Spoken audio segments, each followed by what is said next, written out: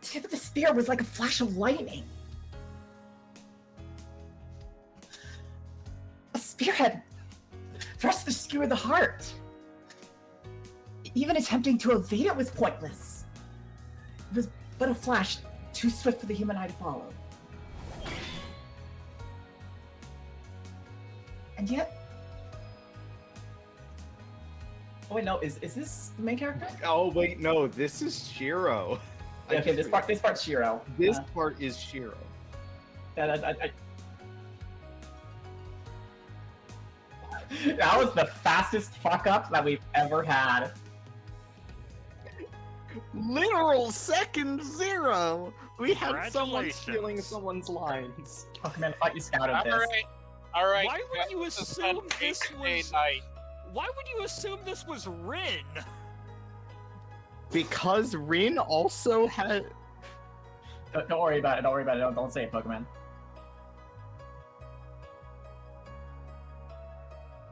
All right. Time to end this series and just stream 33 Immortals for the night. It's done. It's over. You have dishonored yourself. No, we're good. Also, hello everyone, welcome to Fate Stay Night. Fucking Jesus Christ. Oh, we're doing it live, everyone, we're doing it live. Professional stream, everybody. Yep, it's super professional. I am technically paid for this. Technically.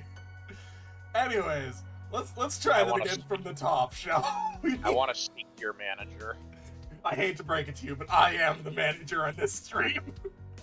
Oh, That well, thing that of makes just things easier then. the employee Hashtag just bad captain, literally it's fine, turns don't worry about around. it. The employee just turns around, just like, "Hello, I'm the manager. I heard you had a complaint."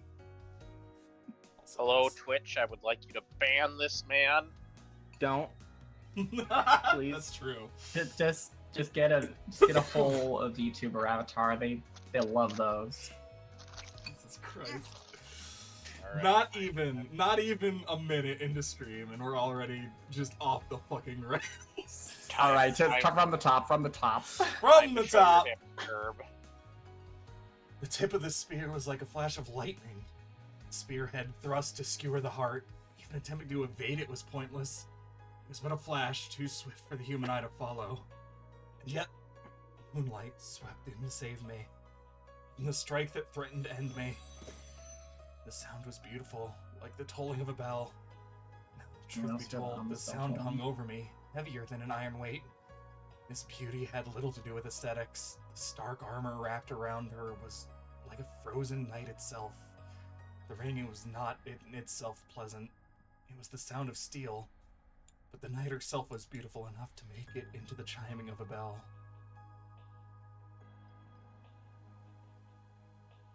I ask of you, are you my master? Her voice resonated in the darkness. I have come in response to your summons. Henceforth, my blade is with you, and your fate with me. Our pact is now sealed. Indeed, the pact was sealed, just as she chose to serve me. I'm sure in that moment, I swore to save her. The moonlight cut through the darkness. As if in imitation of the night, the storehouse regained its former calm. Time had stopped. Vision before me had lasted less than a second. Be that as it may, I will always remember the sight of her, as clearly as if it were still happening now, even if I fall into the depths of hell. The faint slant of her profile, the serene, divinely green eyes. For a moment, time stopped, and her silhouette, draped in blue, swayed in the wind. Hashtag hydrate, thank you, Tony. I was struck by the pale blue glow. Her hair, as fine as golden thread, was bathed in moonlight.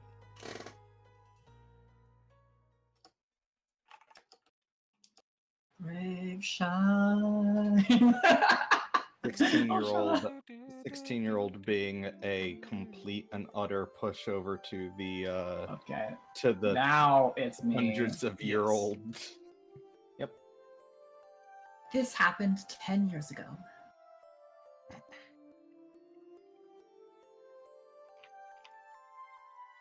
I see someone who takes me back.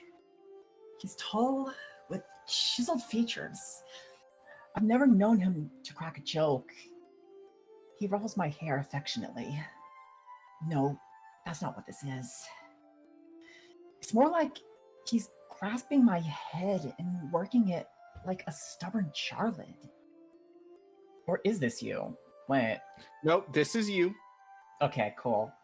Are you sure? Do you want? Is that your final answer? That is my final answer. Yes. Okay, cool. Maybe he doesn't know how to control his strength? That's only to be expected. It's the first time he's ever done something like this. It's time for me to leave. You know what to do next. I answered yes, in a somber voice. He nodded once, withdrew his hand, and stood up. That's all. Had I known this would be the last time we would ever see each other, I would have done my best to make him laugh with the perfect joke. I've been practicing punchlines in private in hopes of finally seeing a smile crack that stony face.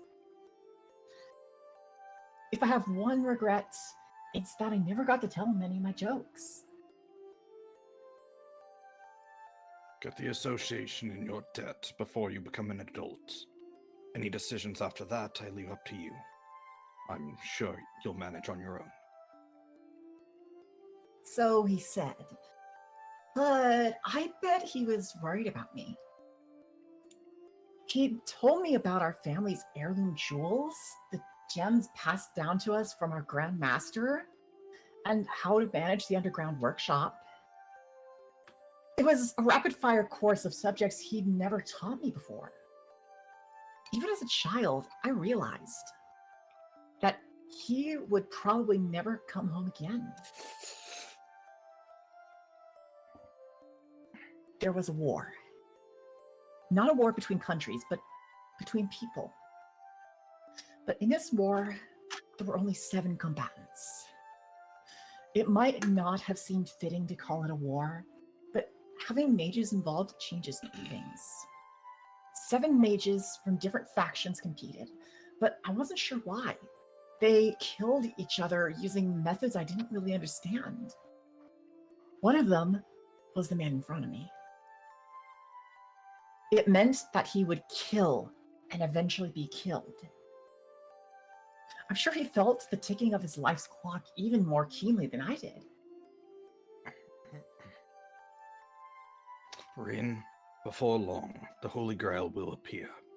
It is the duty of the Tosakas to obtain it, but above all, it is a path we are destined to walk as mages. And with that, he ruffled my hair one last time and left. I never saw him again. My father's /teacher was one of the masters who participated in the Holy Grail War. He never came home.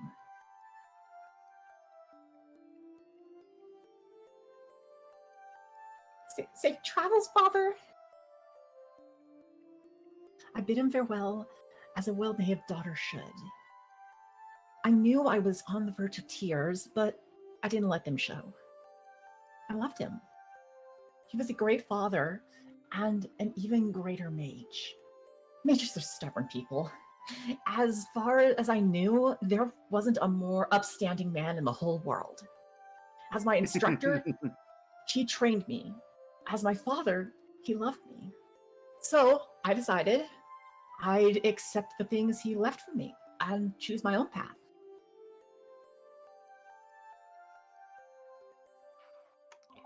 Rin, before long, the Holy Grail will appear. It is the duty of the Tosakas to obtain it, but above all, it is a path we are destined to walk as mages. In the end, his final words for me were given as a mage, not a father. That's the moment I made up my mind. All right, I guess I'd better do everything I can to become a worthy mage. It's only natural for an apprentice to live up to her master's hopes. That is how I, Rin Tosaka, grew up after experiencing life's twists and turns. It's been 10 years since my father went off to war. I wouldn't say I've been looking forward to this day, but I am a bit on edge. That goes without saying. After all, that moment which was burned into my memory 10 years ago will soon be upon me again.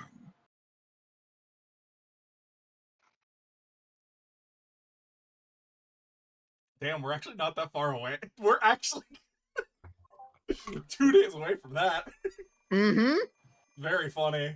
Very funny timing. We were so close. We were so close. No, here's the thing. Here's the thing, guys. January 2nd is the official start of the Grail War. I mean, February 2nd. February 2nd. That's very funny. Oh my god. No, this is planned. This is planned. This is totally planned. That's so funny. Yep, nope, 100% planned, guys. Don't worry. Holy shit. I forgot about that. Oh, that's so That is good. actually so funny. Oh, that's so good. It was meant to be. It was meant to be. Chat, please save me from these weebs. No! I hear something.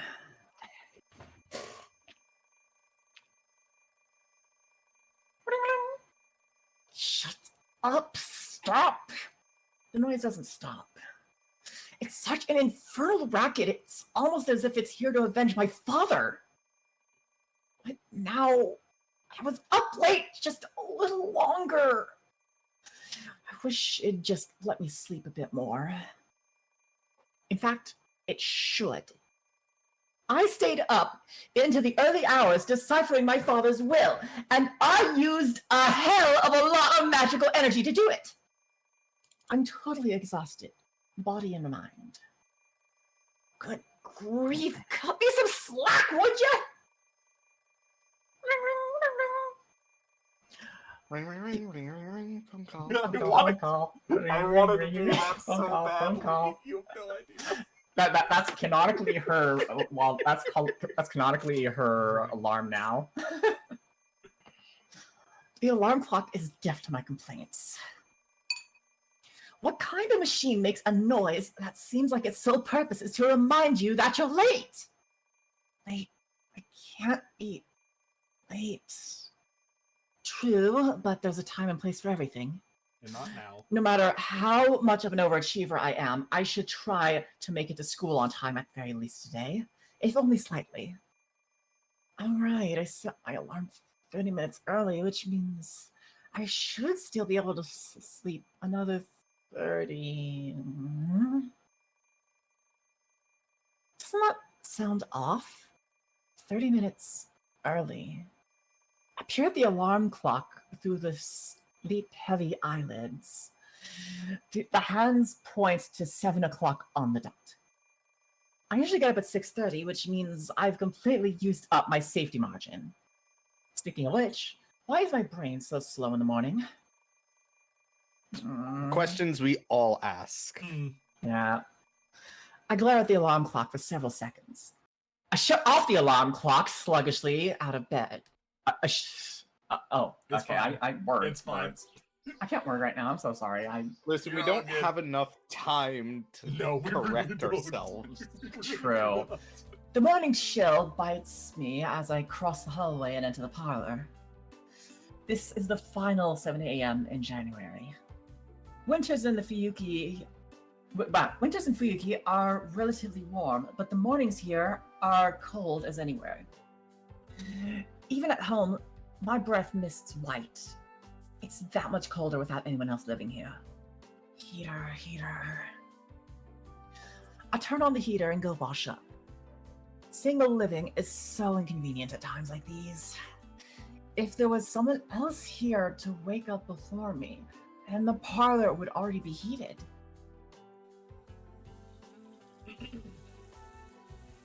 I wash my face at the sink. I'll run a brush through my long hair and get dressed. A chilly morning in a frigid bathroom. The only thing to be said for it is that the cold water mercilessly beats the sleepiness from me. With a final tug on the ribbon at my collar, I finish getting dressed. All that's left is to make breakfast and go to school. The clock reads just past 7, so my morning rush feels a bit anticlimactic. Oh, I don't even need a rush then. Of course, I never do anything so uncouth as sprinting to school. Just like a family model dictates that we conduct ourselves with confidence and elegance at all times.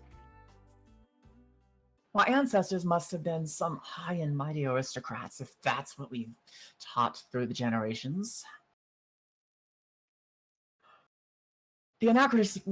Yep. Yeah, that's right. Yep. The anachronistic mansion I live in is proof enough of that. Plus, the Tosakas are a line of spellweavers who practice what is known as magecraft. We're not just an old family. We have an admirably storied history. Cut to Excalibur. Not that it's anything to brag about. In fact, I literally can't talk about it. The truth is, I'm a mage. Who could I even brag about that to? As the name suggests, magecraft is what most normal people would see as magic. It sounds like some supernatural woo-woo, and if you'd like to think of it as just wiggling your fingers and saying abracadabra, that's fine too. Just think of us as people who chant weird words and make equally weird stuff happen. That said, we don't fly around on broomsticks. We don't shoot stars out of our wands either. Unless you're Oh, the frickin' Magical Girl spin-off. Oh my gosh. Prisma, oh yeah, let's go. We can do things like we can do things kind of like that, but there's no point, so we don't. We're pretty much heretics who lurk in the shadows of society. We're not allowed to draw attention to ourselves, and anyone who has the time for that kind of thing would rather spend it on their research. Ordinary humans might call us magicians, but that would be wrong. In fact, there are only 5 magicians in the whole world. Magicians are what we call people who can do something no one else can. They can accomplish feats beyond the means of modern science and perform genuine miracles. Similarly, magic is the label we use for mystics, magical mysteries that can't be realized with any amount of human time or skill. While magecraft, though it looks mysterious, is something anyone can do with enough time and resources. I'm a mage, and the kind of mystics I use are merely magecraft, not true magic. Confusing, I know, but that's how it works.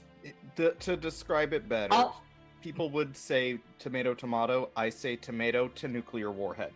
Oh. Also, modern civilization doesn't accept the existence of mages. We believe in, manipulate, and study things that can't be measured, which puts us at odds with modern society. Above all, there is no point to any of what we do. You'd be so much happier just going off to a normal school and becoming a normal adult than you would studying magecraft. Human technology has accomplished great things. For the last few centuries, magecraft has been playing catch-up to the progress of civilization. Nothing is impossible for humanity anymore. Miracles that could only be realized with magecraft in the distant past have been reduced to common tools and appliances. Even so, magecraft does have its benefits. Just as there are some things only science can accomplish, there remain heights only mystics can reach. If science is racing into the future, then mages are racing into the past. I think the Tosaka Grandmaster said that. Whether you're heading into the past or the future, your destination is the same. 0, or something like that. We can shelve the difficult topics for now. Philosophy is for the elderly. I finish my breakfast and pick up my bag. Oh, right, I gotta bring my pendant. I'm reluctant to take something so valuable to school, but it would be a waste to leave it behind. I mean, this thing's 100 years old. It's by far the most powerful jewel we have. One could even say it is on an entirely different level. I obtained the gem after decoding my father's will last night. It's imbued with 10 years' worth of my own magical energy. I've been told that the Tosaka family has heirloom jewels passed down since the olden days, and this might be one of them. Tosaka mages specialize at the conversion and flow of power. We channel our magical energy into precious gems whenever we have a spare moment. Simply put, I'm the gun and the jewels are bullets. The other main thing I've inherited from my father is the magic crest engraved into my left arm. Magic crest is proof that I'm the heir to our lineage. It's like all the techniques of the Tosaka condensed into a tattoo. Can't let my guard down, even if it hasn't started yet. For now, I stow my pendant, my father's keepsake, in a pocket. It's my trump card. There's nothing I can't do with the power stored in there. It's 7:30. I'd better leave soon if I don't want to be late for school. Water break. Oh boy, hope you know German. Oh yeah, we have. Yeah, that's something I've been dreading. language. That is the one thing I have been dreading because Yeah, all of her spells are Yeah. German. that's true. Scheibung, Verhelfen dry. It's dry. I'm going to butcher the German language, and everyone is going to hate me for it. I'm so Oh, glad no, that I my love German it. friends are watching. I'm actually kind of shocked, considering how close German and English is. Fuck no. I weave energy into a brief foreign phrase. As a mage, I can't neglect the security of my own base. That still applies even if I've never had so much as a single burglar, lost child, or stray cat wander into my home. Actually, I don't think the neighbors have ever even come over to say hello. That's fine with me, but why don't I ever get any stray cats around here? I look up at the mansion that's been my home for over a decade. Fuyuki is a strange city. One side of the intersection dividing the residential areas is filled with old samurai estates, while the side I'm on has an abundance of mansions built in European style. Apparently, a whole bunch of foreign families immigrated here long ago, but I've never seen a single foreigner around. There's even a cemetery for foreigners in Shinto, the new part of the city, across the river, but it was built for the generation that immigrated here. Maybe Japan just didn't suit them? I make a mental note to ask the priest about it next time I visit the church. He's nothing if not full of boring trivia for sure.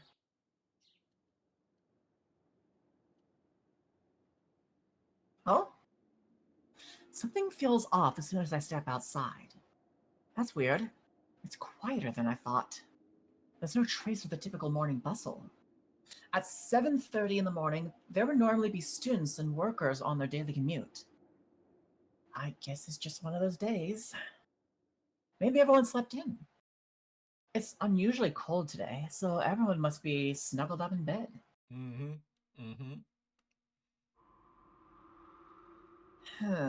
Still, though, even if that were true, it's strange that there isn't a single student on the street. At this time of day, you'd expect at least a school uniform or two.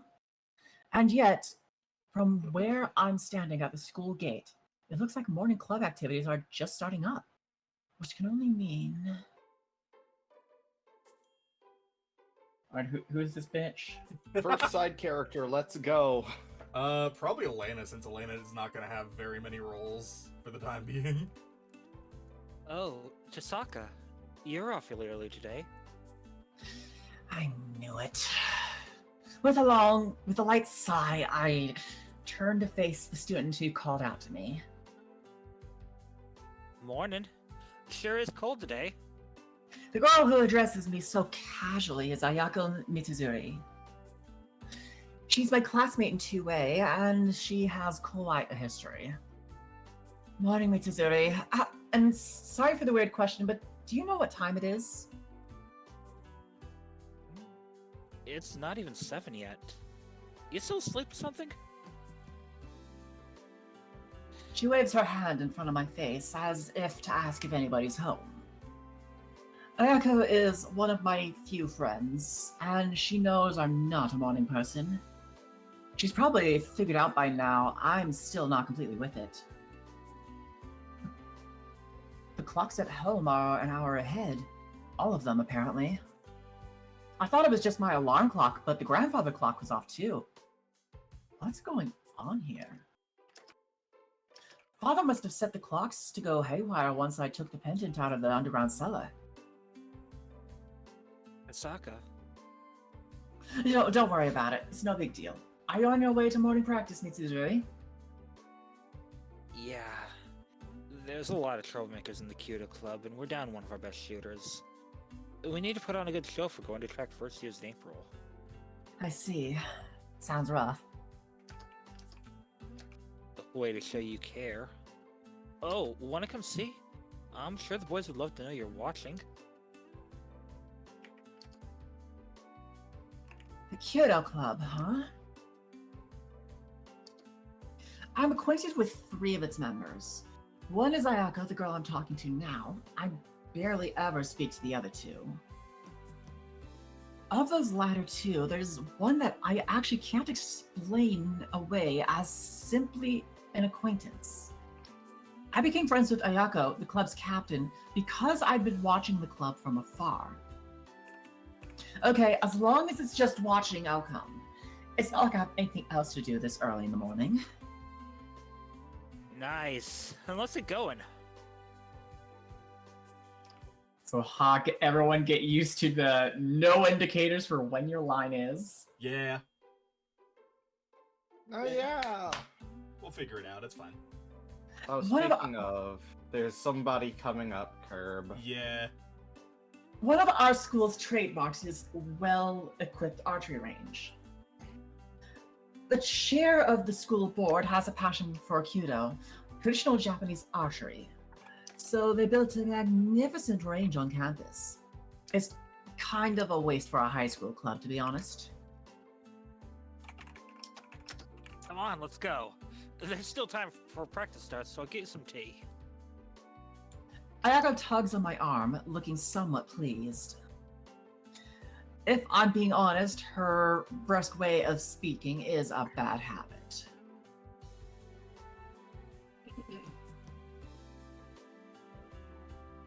As Ayaka said, there's no one else at the range. We sip Japanese tea that's so hot it numbs my tongue as we prepare ahead for today's classes. The hot drink is delicious in the quiet, wintry archery range. Okay, I'll get right down to it. What's up with you today, Saka? Did you finally reel in someone good? And she uses the occasion to ask me something completely ridiculous. That's Rin's. Whew. Yep. You're just getting straight to it today, huh? Should I? Should Yeah. I take that tone to mean you beat me to the punch? No comment. If you're not showing your cards, neither am I. So how about it? If you being so tired is anything to go by, I bet I'm right on the mark. No comment either. But I guess even if I tried to hide it, you'd see right through me. Sadly, not yet. What about you? Can you really afford to take your time on the romantic front? You're not wrong. Things aren't looking good. Sure, I could grab someone just for appearance, but quality matters, you know? I shouldn't compromise when my future's on the line. Uh-huh. Are you not worried that you'll make the wrong choice and lose to me? Obviously. The important thing here is that you lose to me. What I actually gain in the process is secondary, really. She chuckles confidently. Ha! We're 2 peas in a pod. Yeah, I told you when we met that this is what it'd be like between us. She did, didn't she? Kill or be killed.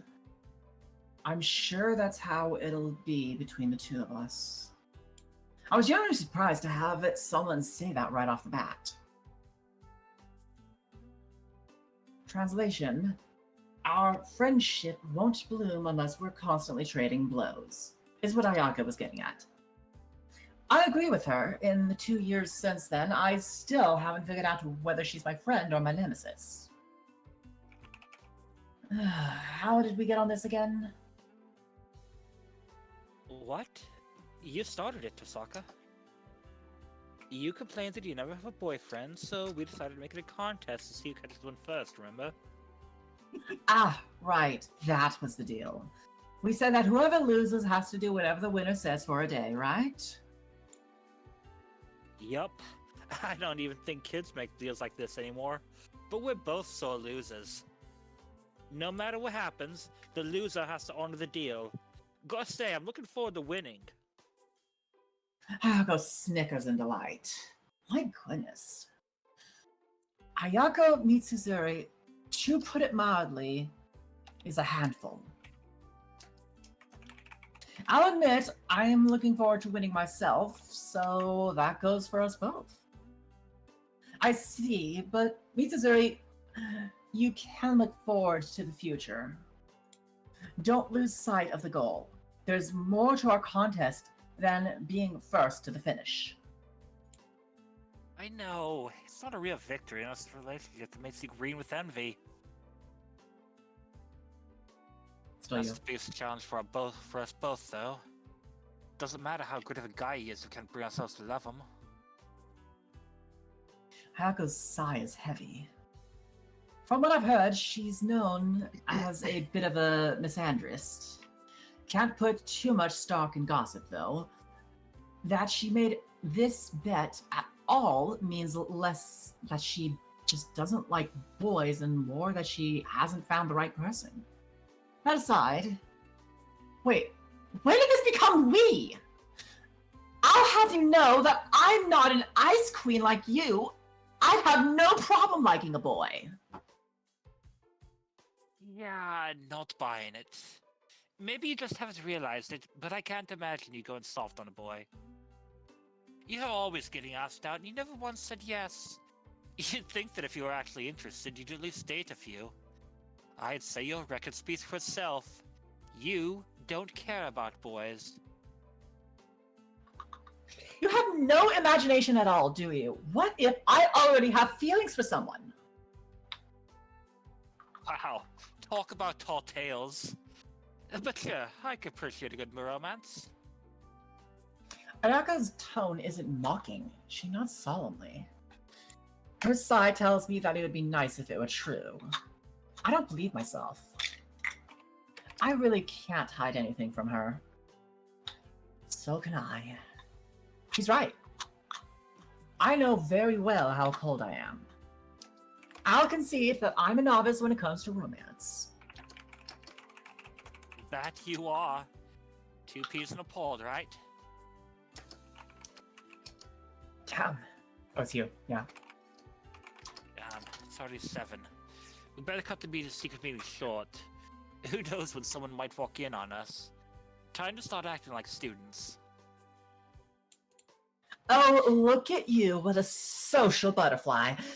It was worth waking up early just to see it. Not as much as the great Rin Tosaka. I'm the David to your Goliath. Your ability to fake being a goody two-shoes at school is practically an alternate personality. Ayako sniffs exaggeratedly. I empty the rest of the teacup she poured me and brew a new pot.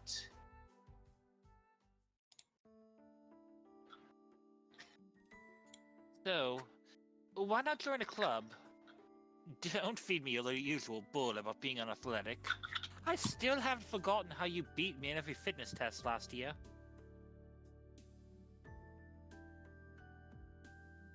Rin. You had me beat in lung capacity, though. And weight. Yeah, I gained 3 kilos. Might need to turn off noise suppression, by the way. Yeah.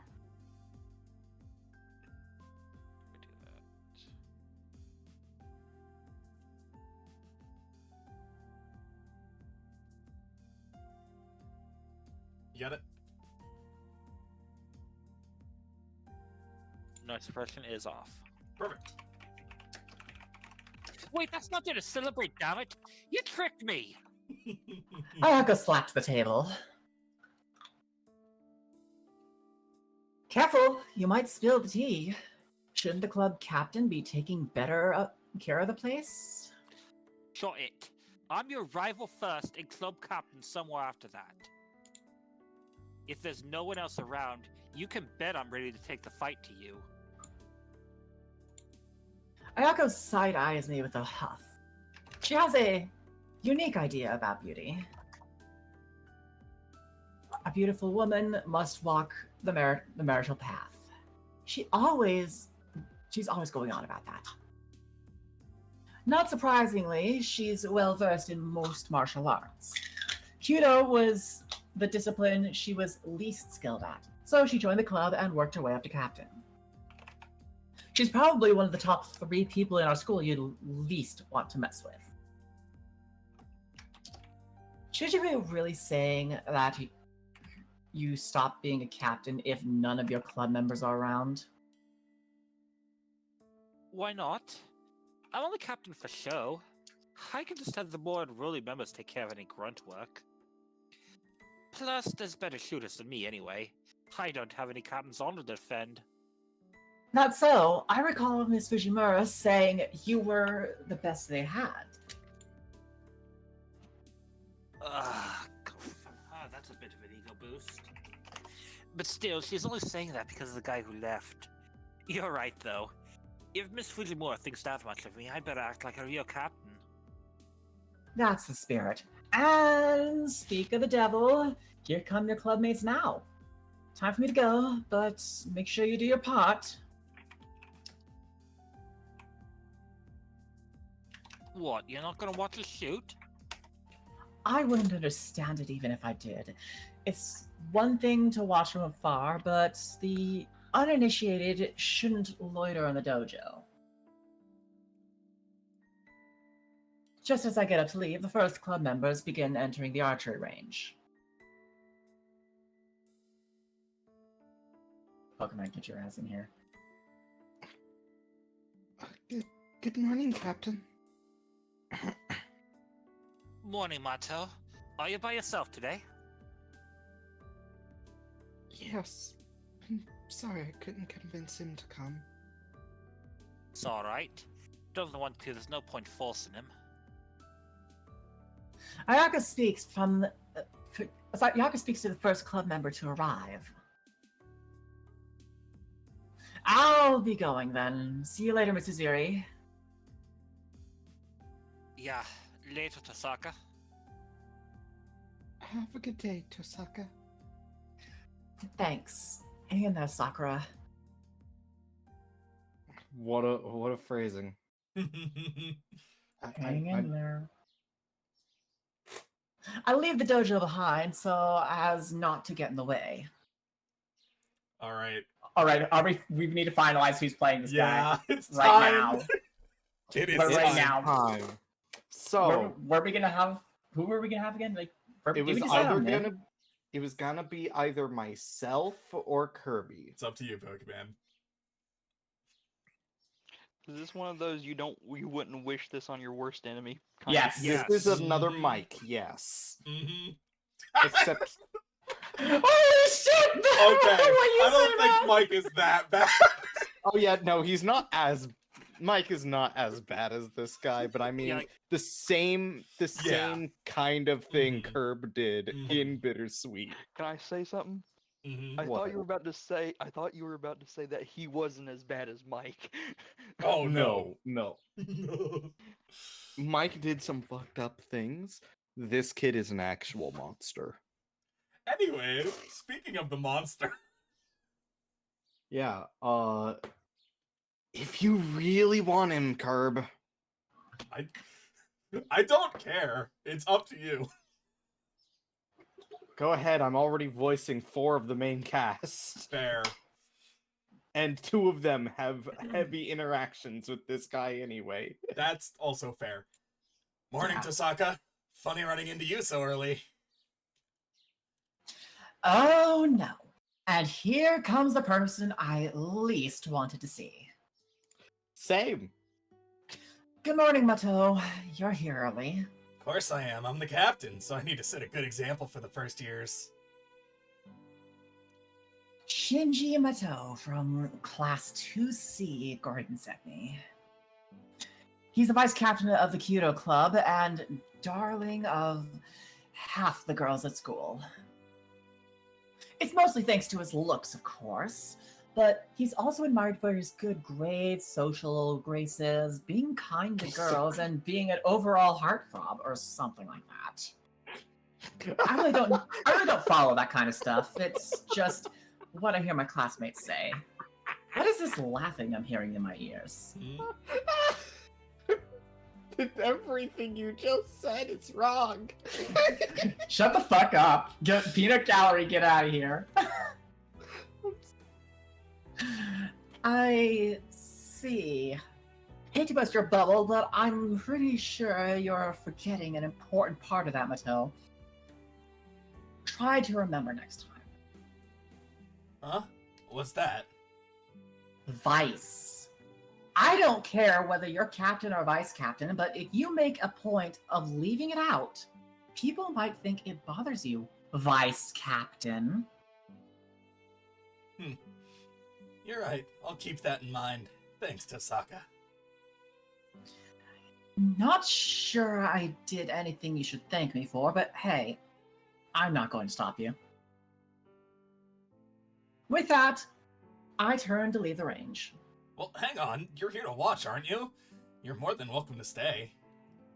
Pass. I don't want to interrupt your practice. I don't mind at all. If anyone says otherwise, I'll kick them out, so why don't you stick around? I already said I don't want to intrude. It's not as if I'm particularly interested in Kyudo. I'm not really excited to watch a bunch of people I don't know shooting arrows. What's that, Tosaka? You don't care about Kyudo? Huh, I must be confused after seeing you watching us after school so many times. I don't know what he's playing at, but he seems to have seriously misunderstood things. So you knew, Mato. Yeah, our eyes often met, and you and I saw you watching me. I wanted to call out to you, but you know how it is. I can't raise my voice on the range. Shinji starts closing in on me, looking pleased with himself. I see the triumphant glint in his eye, competing with that affable smile. I had it wrong all along. Thought you liked watching us shoot, but you aren't interested. Why are you watching then, Tosaka?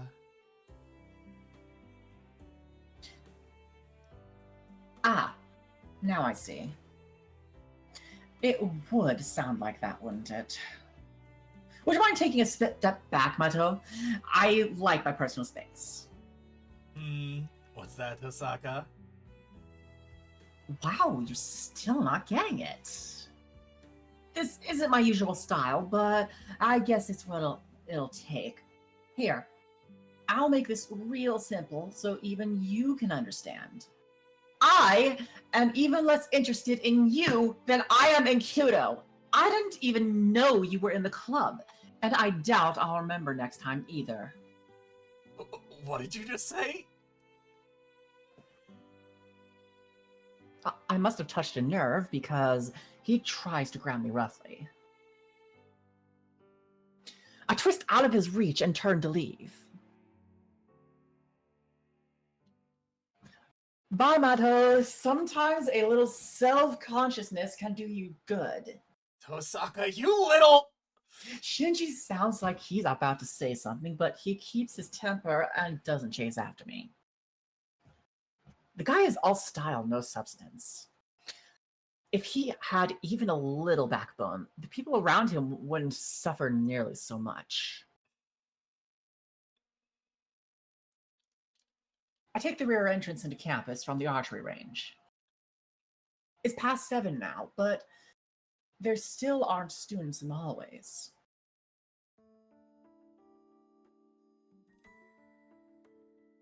This is the Hey, teacher. it's Who's the Tiger Mom? Sokka! Who's Tiger Mom? Good morning, Miss Fujimura. Yep, good morning to you. I just love how you're so polite to teachers like me. A strange woman pretends to sob in delight. It may be hard to believe, but this extraordinarily affectionate and happy-go-lucky woman is actually a teacher here. Is there another way to say good morning? Taiga is the There best sure are. character. The first years all greet me properly, but once they're upperclassmen, they stop using my surname. Don't follow their example, alright? Oh, I'm not quite sure I understand, but I wouldn't be rude to you. Good girl. Oh, how I wish they could be more like you, Tosaka. With a parting wave and a see ya, Miss Fujimura leaves. Fortunately, she isn't my homeroom teacher. Miss Fujimura teaches English. Her sunny attitude belies her expert rank in Japanese fencing, kendo.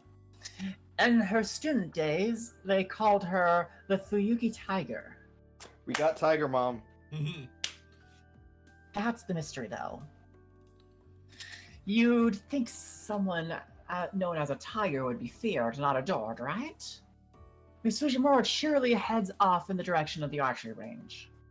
For some reason, she's the faculty advisor to the Kyoto Cup instead of the Kendo Club.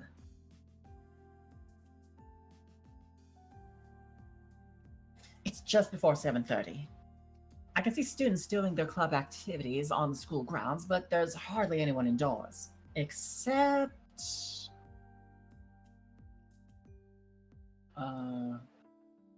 Alright, this is a character. Min. Min, you there? Uh-oh. Is Min dead? Mineshaft might be What? dead. Min? Oh, Min? I'm trying to say Min.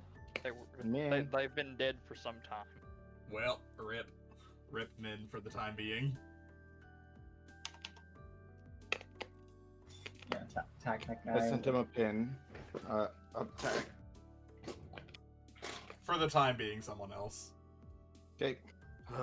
Oh wait, he's here. Oh! Oh, things are happening. Yeah, you're here.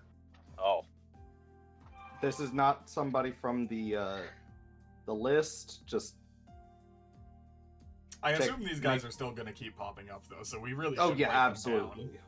Yeah, Pokemon, can you write this stuff down? I need to focus on narration. Yep. But yeah, at Gatosaka.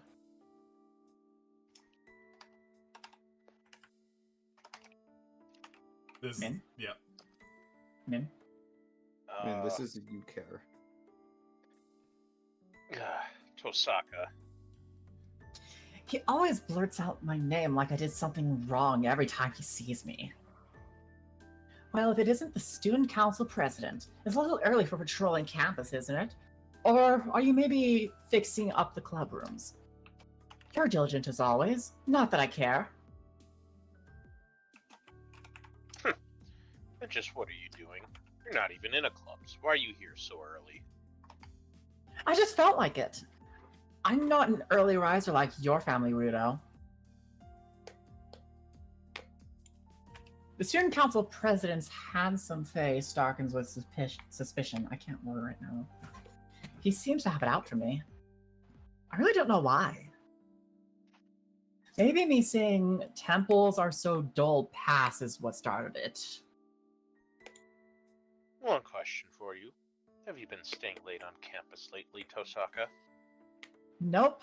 I'm in the Go Home Club. You know that. Amen. Best club. Naturally, as the appointed student council president, I'm well acquainted with all of our students' affairs. That's nice. I'm not sure why you bothered asking then. I hope you're not trying to pawn your student council work off on outsiders. Spy on your fellow students yourself. Don't ask me. It's got nothing to do with me. In what way are you an outsider?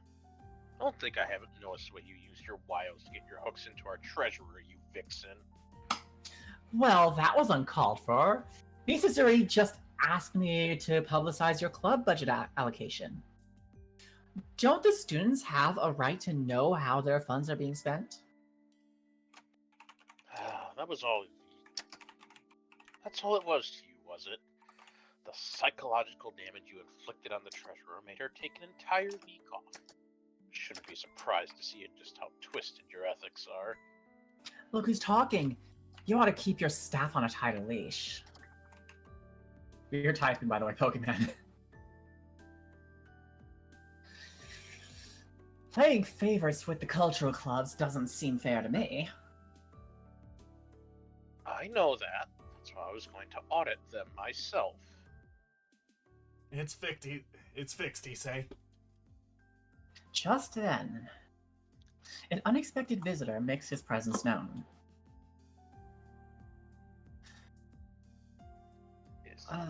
Is that fucking me? Or is that Yeah, that's you? you. That's you, yeah. You know, I gotta say, I'm impressed. This has somehow made me more angry than the last Zero Escape did. I don't know how you guys keep finding ways to disappoint me, but good job.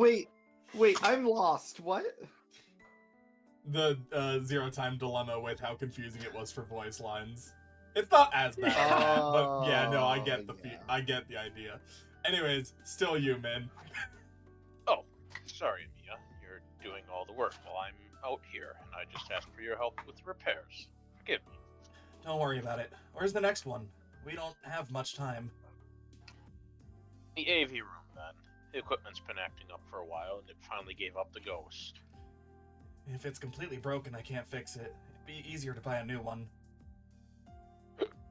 You're right, but I'd still appreciate it if you take a look. It looks like it's on its deathbed to me, but you might be able to nurse it back to health. Okay, I'll try. Beckoned by the other students, the president leaves. I'd stopped thinking during the sudden turn of events. The other boy, wrench and screwdriver in hand, turns as if he's remembered something. You're early today, Tosaka. He awkwardly mutters and leaves. Was that supposed to be a greeting? The president and students called Emiya walked off into the distance. That would be Shiro Emiya from Class 2C. I hope that's all it was. How do I put it? The wrench looked right at home in his hands, but I'm not sure if it's because it makes him look tough or handy. The writing in this game is going to make me kill myself. I know. Believe me. At 7:30 a.m., there's nobody else in classroom 2A. I take a seat at my desk and flip through my math workbook. There's still 30 minutes until morning homeroom. I've got time to kill until my classmates start arriving.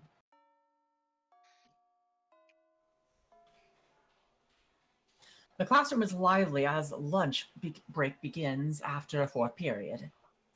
My school has a cafeteria, so only about half the students stay in the room. It's mostly girls that stay behind. The girls think the cafeteria is a bit too liberal with the seasoning, so...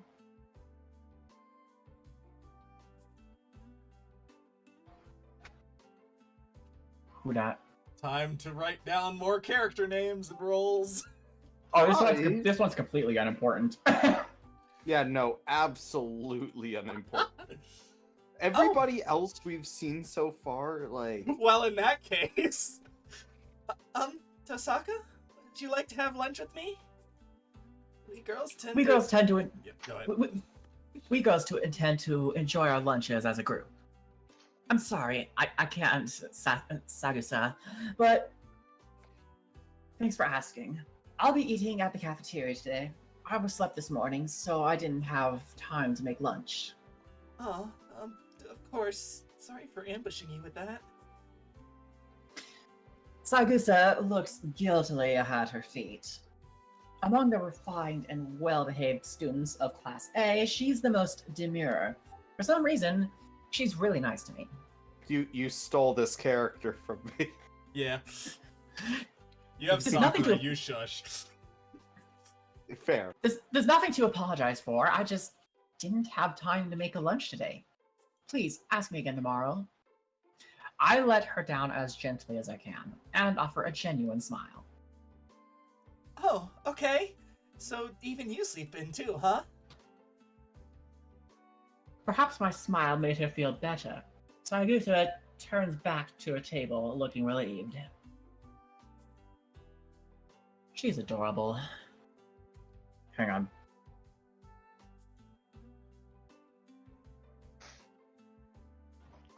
Yukika Sagusa isn't drop-dead gorgeous, but her smile always puts everyone around her at ease. It does happen. I don't let it show, but I'm really not a morning person. I can't get up early enough to be in any clubs. I love how Nasu's trying to make this person seem important to the plot, and they only show up like 2 more times through the rest of the game. Saigusa somehow maintains an elegant air even when startled. Watching her reactions is always so calming, but that doesn't mean I have time to just stand here and talk. I mean, to be fair, there's a pretty big mystery that happens earlier in this game, and you need a lot of suspects to make that interesting. Fair. If I keep up a conversation with someone so disarming, that real me is bound to show herself. I'm off to the cafeteria then. Enjoy your lunch. You too, Tosaka. Sagusa and I exchange some graceful greetings, and she returns to her friends. I see that she's eating with Kaide Makidera and Kane Himuro. Oh, right. Wasn't Sagusa the track and field club manager? Makidera and Himuro are the track and field club's rising stars. Makidera is a bad influence with whom I go window shopping on days off, but I don't know Himuro too well.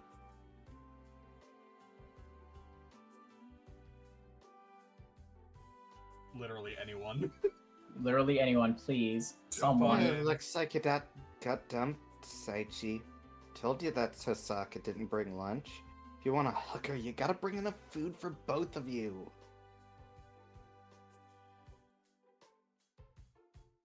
Ari, you want to pop in? Someone. What? Sorry. What am I doing? We need anyone to speak as this. Yeah, if you want to fill in silver-haired as girl. like bit roles, yeah. Yeah. Maki, can't we just go to the cafeteria with her too then? It's too cramped in there to share space with us brown baggers. Plus, it's really annoying how the boys stare when you sit next to Tosaka.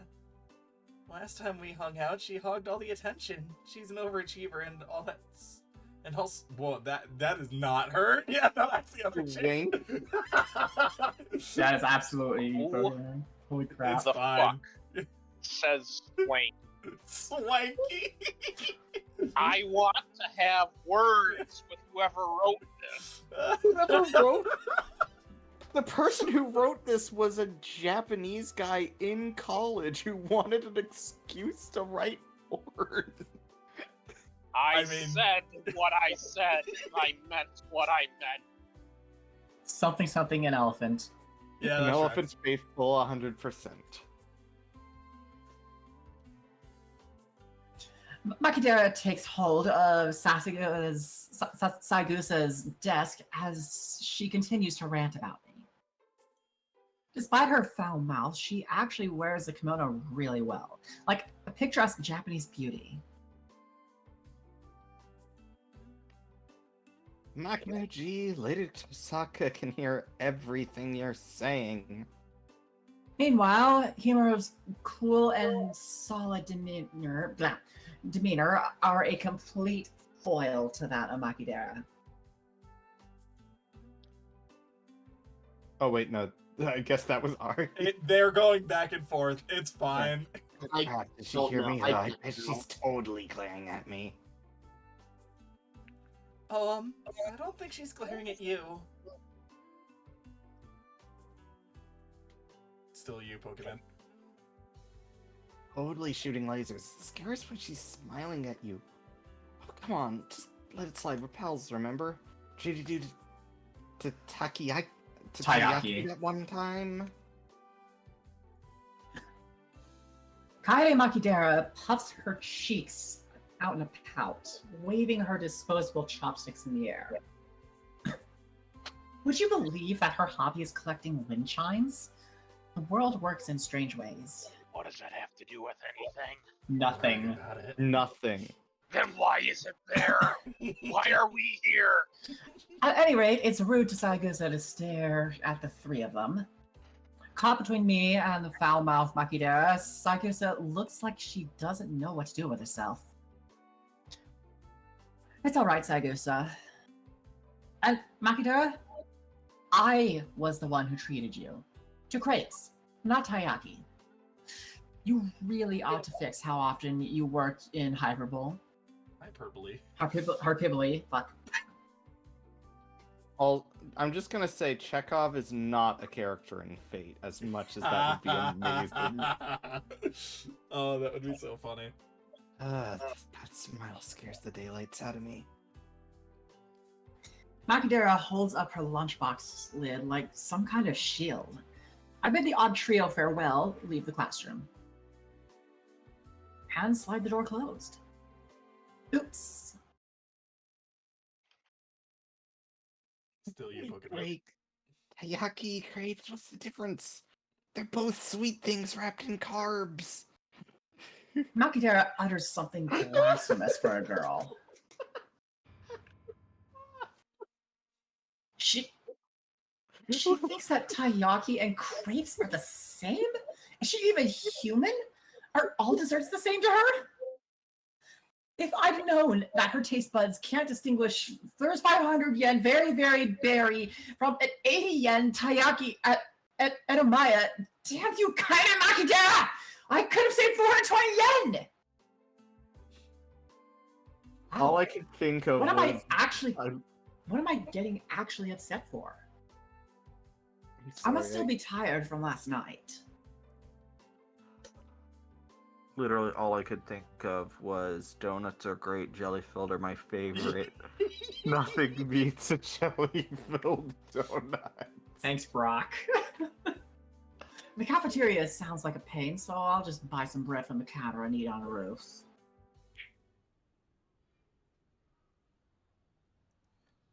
I purchase my lunch and head to the unoccupied roof. Though it's different in the summertime. During the winter, the roof is a convenient place to eat that other students tend to avoid. It's too cold to hang out here during lunch, but that's a small price to pay for privacy. Time to eat. I indulge in the tomato sandwich and hot lemon drink I bought from the cafeteria. It's a simple lunch, made all the more delicious by the fact I can enjoy it up here in peace. Phew. I finish the sandwich and sip on the warm lemony drink. I'm a little tired. It's hard to balance being an overachiever with avoiding human contact as much as possible. Mood. As the saying goes, one should be accomplished at both the pen and the sword. It's a point of pride, no, conviction, that I be the top student of the school. I decided that if I was going to be a student, then I'd be the very best. I don't want people looking down on the Tosaka name. That's how Rin Tosaka came to be a perfect, flawless student. On the other hand, my normal occupation as a mage is dangerous, so I shouldn't associate too much with normal people. When a mage is discovered by the public, she has no choice but to eliminate witnesses to protect herself. I'd rather not resort to that. That's why I keep my social interactions purely superficial, out of necessity. I only hang out with Makidera on my days off, and I turn down invitations from more sociable people like Saigusa. It's difficult walking the tightrope of being the number one student at school while making sure I don't become anyone else's number one. And sure, there are times when it tires me out and I feel like life is a real drag. Oh, it's already time. I finished a hot lemon drink and stand up. That doesn't sound that appetizing to me. That's enough sentimentality for today. Time to go back downstairs and become Rin Tosaka again.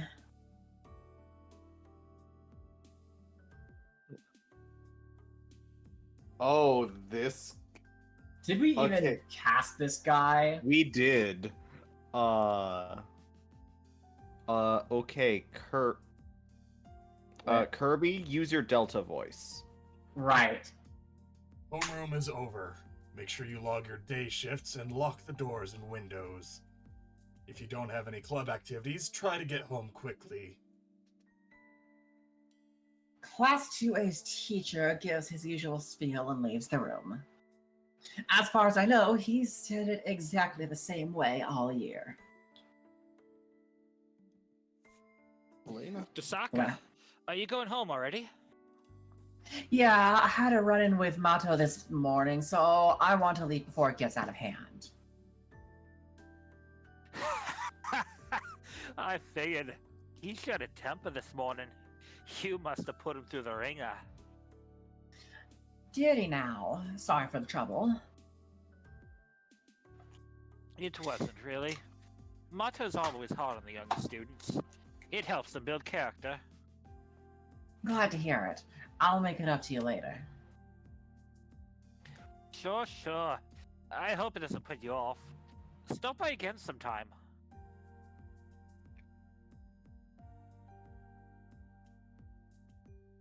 I'll make my way home without taking any detours.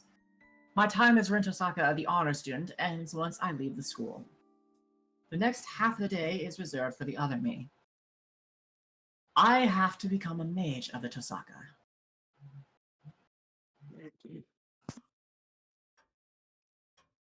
When I arrive back at the house, I'm greeted with the pulsing light of my answering machine. Voicemail? That's rare. Figures it's Kirei. I have a feeling I know what he's going to say, but I'd better listen or I won't hear the end of it later. I press the play button to hear a familiar male voice. This one is Min. Min. This is the basically, priest, right? yeah, basically evil as hell priest. Don't worry about it. I'm worrying about everything here, man. Good. I know it's an oxymoron, but evil priest. Let me pull up a Get an image of Kirei. A non-spoiler image. Yep.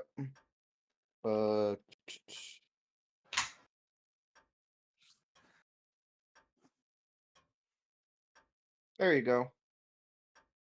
Cool. It's me. As I'm sure you're aware, tomorrow is the time limit, Rin. Honestly, have a- perfect. Yeah, that is. We will have a What? problem if you procrastinate any further. There are only 2 spots left. I must ensure all the masters are in order soon. The priest cuts straight to the point. If you plan to forfeit your rights as a master, let me know by today. It will take time to dispatch a substitute mage. Liar, I bet you could find a backup right away. They have already shown signs of a command spell. Promptly summon your servant and bind them to it. Of course, it's a different discussion if you choose not to take part in the Holy Grail War. If you fear for your life, then come to the church with all due haste. The voicemail ends. It was a clear message in simple language. If you're going to fight, then be ready by today. If you aren't, then retire, because you're in the way. I don't need you to tell me that. It's only to be expected, I guess. Today's the last day I can drag this out. Thankfully, I managed to decipher Father's notes yesterday. My battle preparations are in order. All that's left is to seize the right to participate, as he said. The Holy Grail War. A fight to the death over a single chalice, a ritual that's gone on for centuries. The mages who take part in the Holy Grail War are called Masters. It doesn't denote a rank of any kind, it merely describes their role. There is a condition to participate in the Holy Grail War. You must summon a familiar called a servant and form a contract with them. Regardless of your skills as a mage, you are not recognized as a master unless you command a servant. There's a clear difference between servants and normal familiars.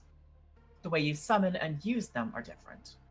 Mages who plan to fight the Holy Grail War prepare summoning catalysts, but I wish my father had left me something with a connection to a saber. I don't own any relics with a connection to a servant. I can summon one, yes. In fact, I could do it right now if I wanted to, as well as form a contract. This town's ley lines are under the jurisdiction of the Tosaka. I'm the heir to a clan that's administered the lands for generations. So my performance will not take a back seat to some visiting mage. Although, while that is true, it'd be awfully incompetent of me to embark on a figurative voyage without a compass. Servants are drawn to symbols. To summon a powerful servant, one needs a symbol with a connection to that servant. In other words, I'd need some outrageously valuable item, like a sword or a piece of armor that servant owned, or maybe a bone of heraldry related to them. I had such big hopes for Father's will. No, he still did leave me a serious trump card. The pendant I discovered in the basement last night is an ancient artifact of the highest quality. It's amazing all on its own. Still, it won't help me summon a servant.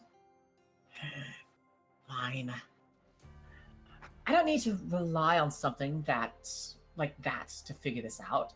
To begin with, I doubt there's any master more qualified to handle Saber than I am. Alright, I've made up my mind. I'd rather not get another earful, and waiting until the last minute doesn't sit right with me. Now, the real challenge begins.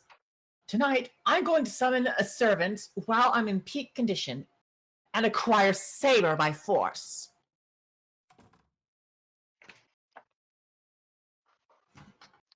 Spoilers, except not, because we already saw the very beginning of the game. She doesn't get Saber. What? Late night. The clock reads almost 2 a.m. This is the period where everything lines up. My condition peaks at 2 a.m. sharp. In terms of limits, this will be my first and last chance, so I can't afford even the slightest mistake. I'm just gonna let it sit on that line for a second for no reason.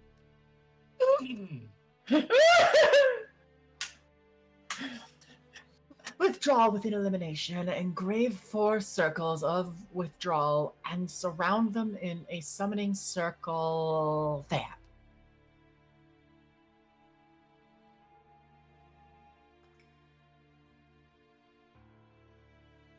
I inscribe magic circles into the floor of the basement. Actually, it doesn't take a major evocation to call forth a servant. Servants are invited by the Holy Grail. Masters anchor them to the world and supply the magical energy to materialize them, but the servants are the ones who choose to respond to the summons.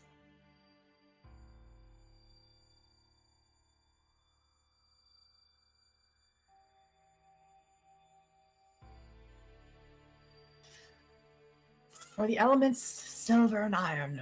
For the foundation, stone and the Archduke of Pax. For the ancestor, my great master Schweinorg. Raise a wall for the winds that shall fall. Close the gates of the 4 directions. Come forth from the crown and follow the forked road leading to the kingdom. Still, I need to keep cautious and focus. Magic circles are normally drawn with blood, but tonight I drew mine with melted jewels. I'm using up half of the jewels I've accumulated over my lifetime, so I'll never financially recover from this if it fails. Fill, close, fill, close, fill, close, fill, close, fill, close. Repeat 5 times.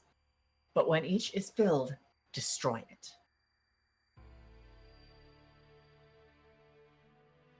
It's almost 2 a.m. I finish drawing the summoning circle, pass down through the Tasaka line, and face it with all my being. I'm fine. I flick a formless switch within myself. With a click, I feel my insides turn over to something else. My normal nerves invert and become circuits for conducting magical energy. Rin Tosaka is no longer human. She's just a component in the execution of mystics. I melt from my fingers. No, I'm filled up from my fingers. The matter I'm taking in is so dense it overwrites my bodily sensations. That's why I'm being destroyed at the same time I'm being filled. Running through my body is the power, mana, from the atmosphere. I convert it into a different type of energy through my body's circuits. A mage's body is nothing but circuits. Circuits to connect to the ethereal to the material. The mystical outcome we produce is what we call magecraft. My body grows hot. It seems like horns are growing from my forehead. It feels like wings are sprouting from my back. It seems like scales are covering my hands. It feels like there's water pouring around my ankles. Sweat drips. Stab, stab. Swords pierce my body. These are the stigmata that reject my body, which becomes a circuit. No matter how gifted a mage is, we're only human. In a human body, the pain is something we must live with whenever we use magecraft. The cycle doesn't let up. Beyond the agony, deep within the trance, lies the mental state necessary for a connection. Pain wriggles in my left arm. To aid the caster, my magic crest autonomously begins an incantation, invading my nervous system. The matter in the atmosphere I've taken in turns to blood. It's like molten lead. While my activated magic crest resembles thorny nerves, with a crunching sensation, it creeps throughout my body like a thorny centipede. Thanks. Within I the didn't heart. need that picture in my mind. But I forget Fucking hater. myself. At the same time, I can feel it taking hold of me, like I've reached where I need to go. This game doesn't use 10 words when 100 will do. Thanks. My I hate it. hypersensitive hearing picks up the ticking clock in the parlor. 10 seconds left until 2 a.m. The power filling my body is unquestionably complete. Heed my words. Time to begin. I convert the matter I've collected into magical energy for fixation. All that's left is to feed all that energy into the engine, the summoning circle, until my body runs dry. Heed my words! My will creates your body, and your sword creates my destiny. If you heed the Grail's call and obey my will and reason, then answer me! Answer me, Saber! Sorry. No.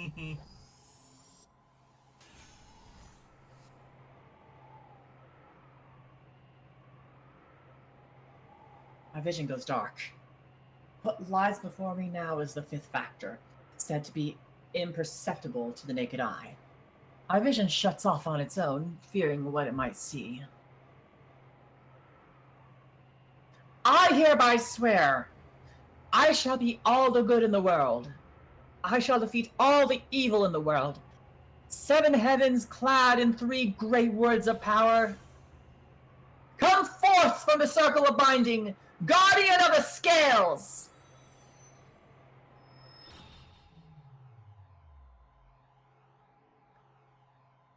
That went off without a hitch. Feels so perfect. It's like I'm reeling a whale with a fishing rod. Flawless. I'm positive I just drew the strongest card. I Or can't can be wait the- for my vision to return. It'll take a few more seconds, but when it does, I'm sure the strongest servant will... But nowhere in sight. Huh? Nothing's there. The room doesn't look different at all. I spun that much ether into this ritual only for absolutely nothing to materialize.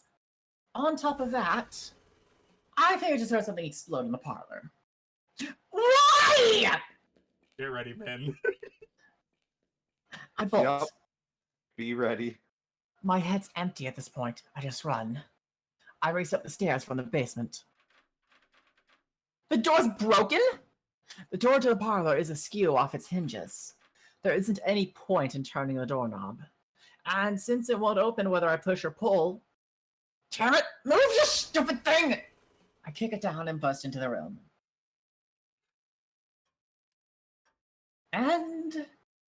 the moment I enter the parlor, everything becomes clear. Here he is! Love this fucking entrance. It's so good. Everything is in tatters. Rubble is strewn across everything, as if something has fallen through the ceiling. On top of it all sits a man cocking his head arrogantly. He must be some kind of criminal. But something graver draws my attention. The grandfather clock, having escaped the destruction, tells the time precisely. Now I remember. Right, of course. The clocks were an hour ahead today, weren't they? Which means it's 1 a.m.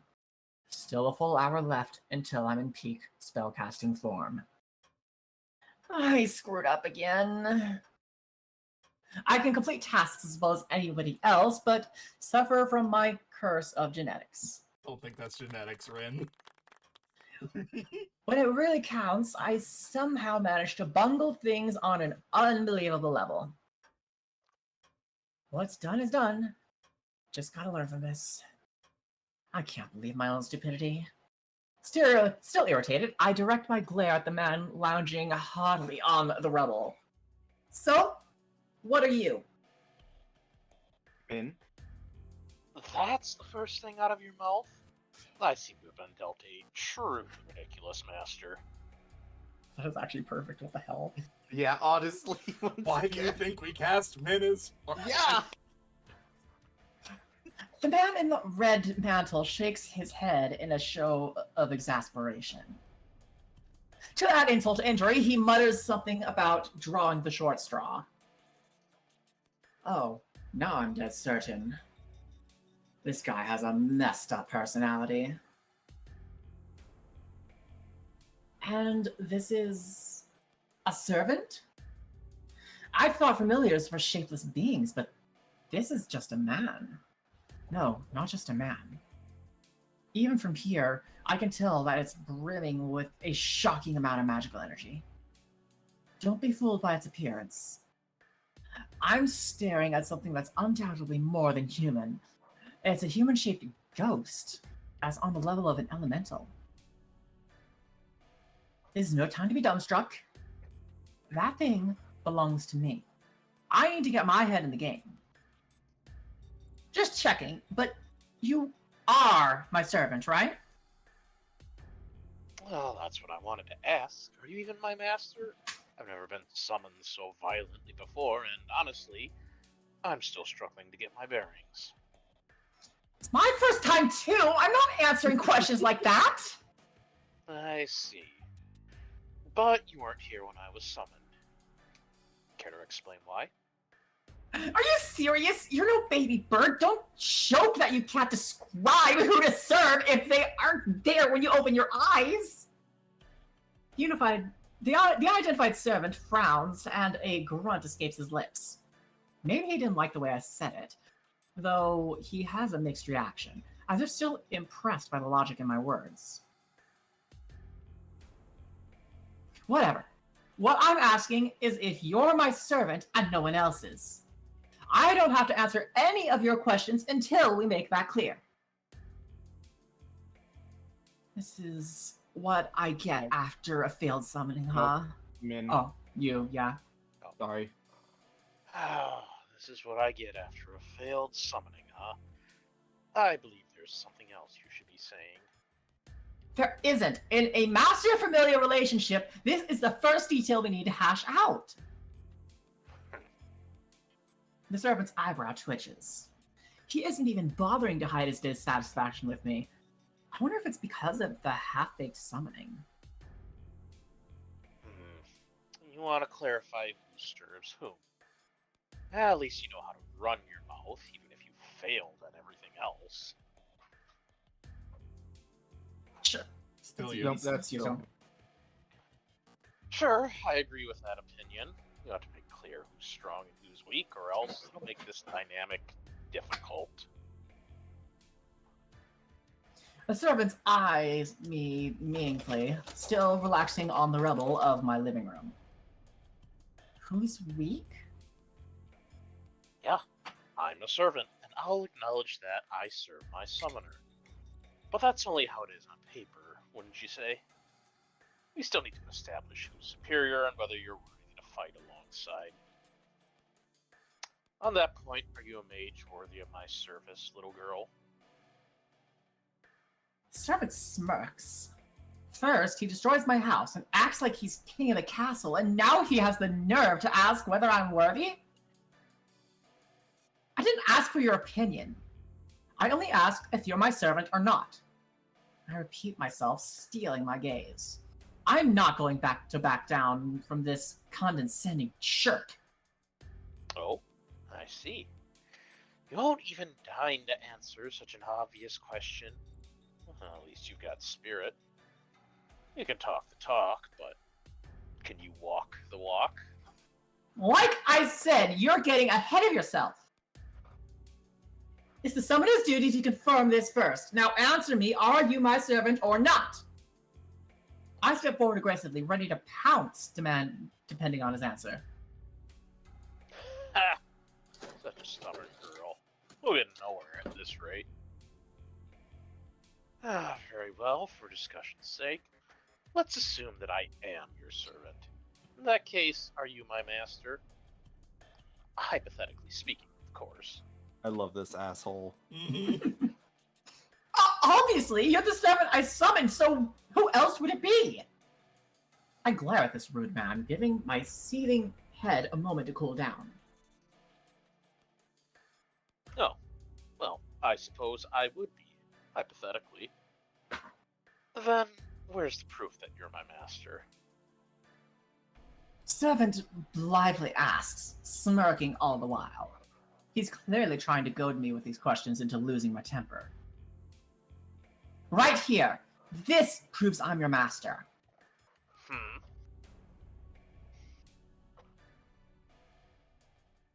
I show him the command spells on my right hand. Don't think I was born yesterday. Father has told me enough to know what a command spell is, at least. Good enough for you yet? Any other complaints? I thrust the symbols at him in challenge. But the lounging servant rolls his eyes. Are you serious right now, girl? His face darkens, looking even more disgruntled. What do you mean? I'm talking about the way you think. Command spells automatically make you my master. They're merely tools to compel a servant. I can't believe you think flaunting some symbols is enough to play master. What I want to see is whether you deserve my loyal service. That makes sense, but normally you'd think of command spells if someone asked for proof you're a master, right? What, you think I'm unqualified to be a master? I wish that were the case, but unfortunately your command spells show that you summoned me. As hard as it is to believe, you appear to be my master. He shrugs in mock exhaustion. Uh-oh. I've reached my boiling point, and I'm not going to cool down in time. I'm hardly satisfied, but I'll concede the point. That's you, yeah. Fuck. I'm first hardly toast, satisfied, but I'll concede the point. For now, you're my master, but I have conditions. I'm not going to do what you say. I'll decide the direction of battle, and you'll act as I see fit. This is the greatest concession I can give you. I'm sure you don't mind, girl. Literally, you Lucifer. My word. Sorry, Father. I'm at my limit. Okay.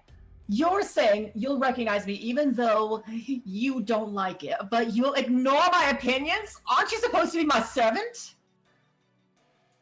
Oh, that's supposed to be a trembling voice. After our spat over the command spells, this is my last desperate attempt at a dialogue. And yet... Yes, technically. Therefore, I will obey you, in theory. But I'm the one who will be fighting. You can just hide underground in your house and behave until the Holy Grail War is over. That way, even a novice like you will survive. He's looking down on me, declaring that he expects nothing from me. Did I make you angry? No, of course, I respect your position. I was summoned to bring my master victory, after all. My victories will belong to you, as will any spoils of war. You hardly have anything to complain about. Oh. You can't even use those command spells. Just leave the rest to me and worry about your own skin. I've had it with you! Fine, if that's how it's going to be, then I'll use them. I'm fine. No more mercy. I've got nothing else left for a jackass like this. I see you. Min. What? Don't tell me. It's exactly what you're thinking, you dirtbag. Vertag! I hereby am... Yeah. I'm legal. I'm nurse gestes. I'm nurse Verbersten.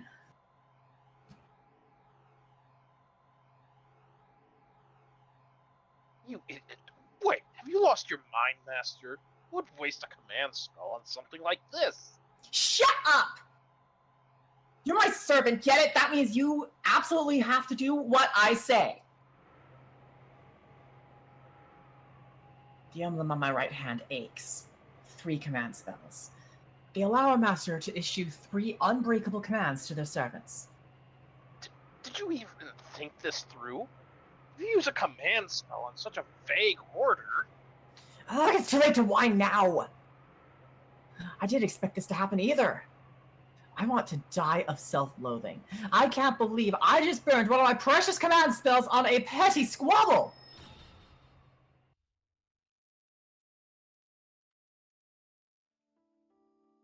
After that, I retreated from the ruins of the parlor and went to my bedroom.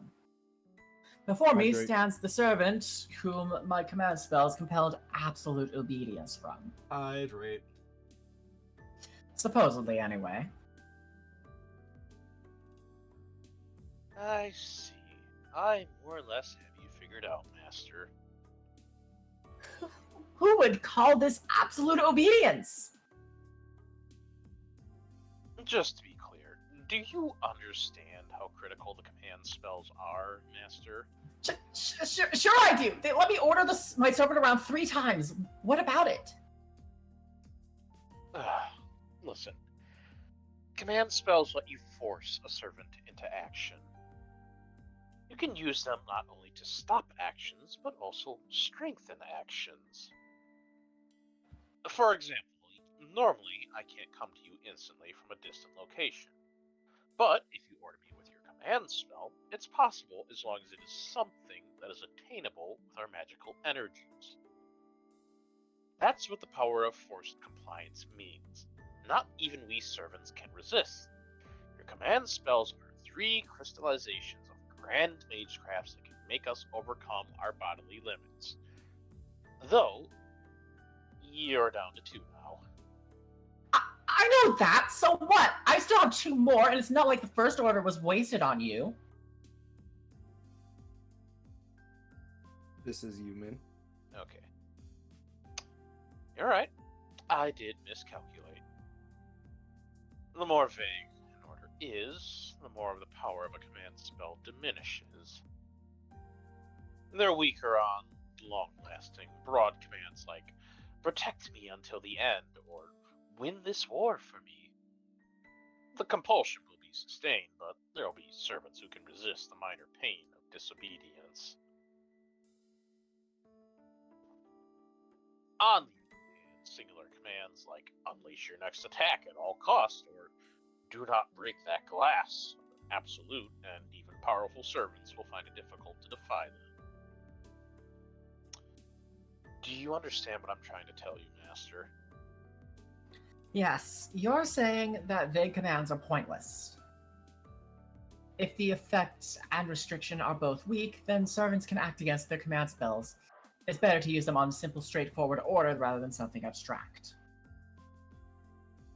That's correct. Command spell is meant to cause miracles beyond our own means. It's unforgivably foolish to spend them on a task that can be executed by other means. That goes doubly for the way you used it earlier. You could have verbally persuaded me to obey you, and even 100 command spells would have failed to enforce absolute obedience. So you're saying it was all for nothing? Normally, that would be the case, but it appears that you are an outstandingly talented mage. Huh? He's shocked or happy. My servant's lips twitch upward, even as he sighs. By outstanding, you mean... Hang on. Tell me honestly what your condition is like right now.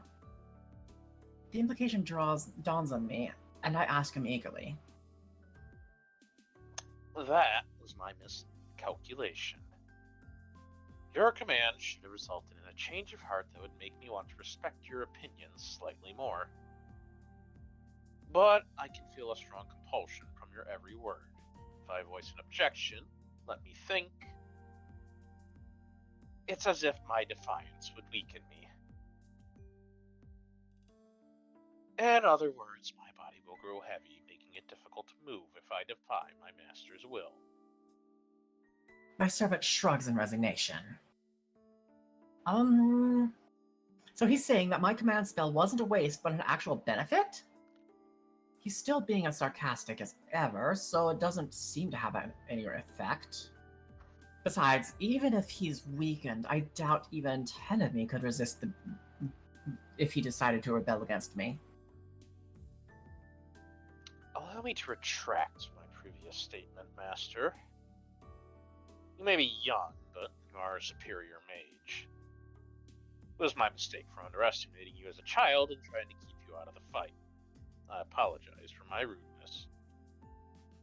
The servant straightens his posture and gives me a formal bow.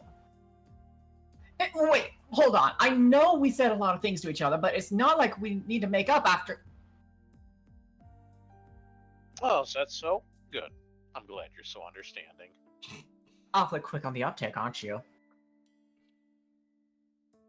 I indeed miscalculated, but this must be what they call a happy accident. I have no qualms bringing a mage of your talents into the war. Huh? Is this his roundabout way of saying I'm a strong master? So, you'll recognize me as your master, even without the command spells? Of course. I was still getting my bearings after the summoning earlier, but we're now completely connected. As a mage, you should be able to feel the bond of our pact. Our pact... Now that he mentions it, something does feel weird about my body. It's as if my closed-off nerves are now connected to the outside. Specifically, I can feel a portion of my magical energy flowing to the man before me. That's right. Oh, the Holy Grail calls the servants, but masters keep them in the world. Yes, that's your power as a master. You supply your servant with magical energy so that they can remain in the world. And And- I suppose... Oh, is that you? Right, that is you. Okay. And my supply is adequate. I have concerns about your inexperience, but your powers make up for it. A common mage would probably faint the second they summon a servant, yet you're standing here, full of life. Considering the command spell you used earlier, your energy capacity unquestionably makes you a master of the finest caliber. Flattery won't get you anywhere. You know who you are, right, Reen? I break eye contact out of embarrassment. Well, I didn't see this coming. I know the command spell is making him obey me, but still, this superhuman servant is sincerely acknowledging me as his master. So, which servant are you? I clear my head and return to business. No, you can't tell by looking. Oh, very well then. I take it all back. He's definitely making fun of me. Oh, absolutely. Fine, then I'm asking as your master. Hey, aren't you a saber? Unfortunately, I am not equipped with a sword. Bullshit. He lies as easily as he breathes. Listen, this man talks in cryptic riddles by the... I suspected as much. When all's said and done, I got the time wrong, my summoning circle didn't do its job, and my servant was spat out into some random room. It was far too sloppy of a ritual to summon the strongest servant's saber. I really botched it this time. I'll never live down feeling to pull saber after spending that many gems. What the hell is this, gotcha? Sure sucks to fail the 50-50.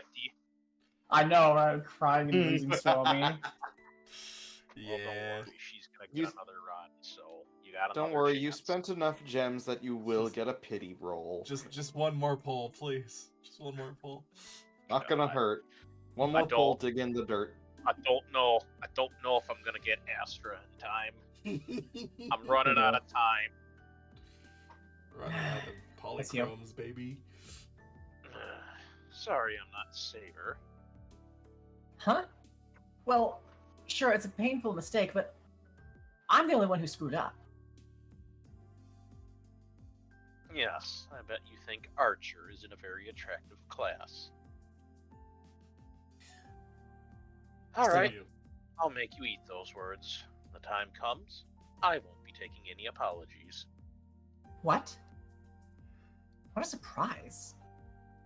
The unidentified servant seems to be sulking. Maybe my fixation on Saber offended him. Huh. That's striking over, Archer. It did. Just you watch. I'll show you how lucky you are to have me. Archer retorts with a sidelong glance. He has a really spiteful air about him, but that reaction felt somehow childish and free of malice.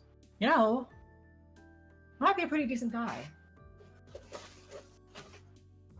Okay, make sure I regret what I said, Archer. I'll apologize from the bottom of my heart if so. You'd better remember that, Master. You'll be grateful once you learn how capable I am. Of course, an apology might not satisfy me at that point. Archer huffs, even as his lips twist into a grin. Oh yeah, this one's got a personality, alright. Fine. Anyway, you're a heroic spirit, so where's your legend originally from? Archer doesn't answer. His sardonic expression is replaced by a deepening frown. Archer, your master just asked you a question. It's a secret. I can't tell. Oh, that's you. Nope. No. What? I can't tell you where I'm from, because Hey, I'll get mad if you give me a lame excuse. well, There's that face again. Archer opens and closes his mouth as if he's having trouble voicing an uncomfortable truth. Because I don't know. Huh? Are you making fun of me again? I don't mean to insult you. But it must be because of the imperfect summoning. My memories are jumbled. I know who I am, but my name and origins are a haze. Still, it isn't valuable information, so there's no need for concern. Of course I'm concerned. If I don't know which heroic spirit you are, then how am I supposed to know how strong you are? And what's the problem? That's a trivial question. There you go again. How am I supposed to form a strategy if I can't tell how strong my partner is? We can't fight a war like this. What do you mean? I'm the servant that you summoned. Naturally, that makes me the strongest. Can I see him unobstructed by text real quick, Curb? This front-on image of Archer looks so freaking uncomfortable. Mm, Is it the monkey ears? It might be the monkey ears. it's probably the ears. They're a little big, but it's fine. He's so straightforward. The Crimson Knight fixes me with a gaze full of confidence. I didn't see the rest. What? My brain grinds to a halt. There's no deception in Archer's words. He's sincerely giving me more credit than I deserve, even though we've just met. By the way, My of cheeks are note, burning. you can go back by hitting left on the arrow keys. Good to know. I'm sure I'm blushing bright red right now. Surprise attacks like this tend to be my weakness. Fine then, at least nobody else knows who you are. They say you have to fool your allies to fool your enemies. I turn away from Archer to hide my embarrassment. I'm sure I'll figure out in due time what sort of servant he is anyway. For now, we have other priorities. Okay, I won't ask about your identity for the time being. Then, Archer, here's your first job. Jumping straight to it, are we? Guess you're an aggressive type. Where's the... Before he can say enemy, I toss a broom and dustpan at him. Go clean up the mess you made downstairs.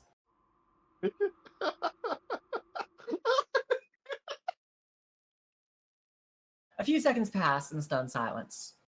When Archer finally regains his senses, he grips the broom indignantly. Wait, what exactly do you think a servant is? A familiar, right? A little uppity and hard to deal with, though. Archer cuts himself off. I have no intention of letting him off, and if he tries to weasel out of it, I still have a card to play. I object. I refuse to. Are you sure? This is a direct order from your master. I thought you said you'd feel weighed down if you were against me.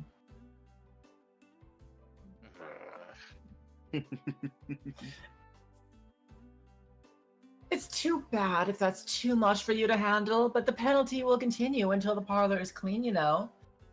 Won't that pose a risk to you when we start fighting tomorrow?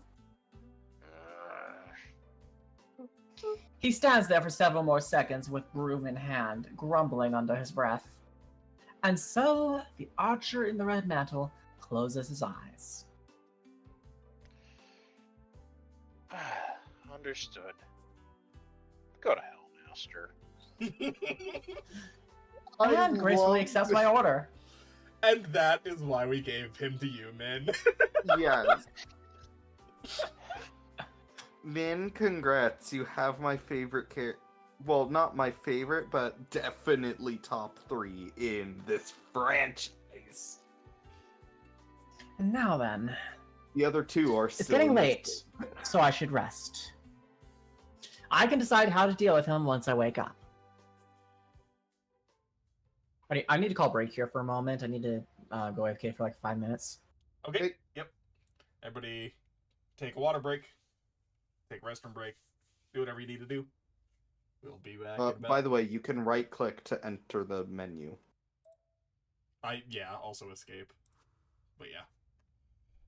Actually, while we're doing this, I'm gonna do one thing that helped us before. Config. Turning on the low Yeah. voice.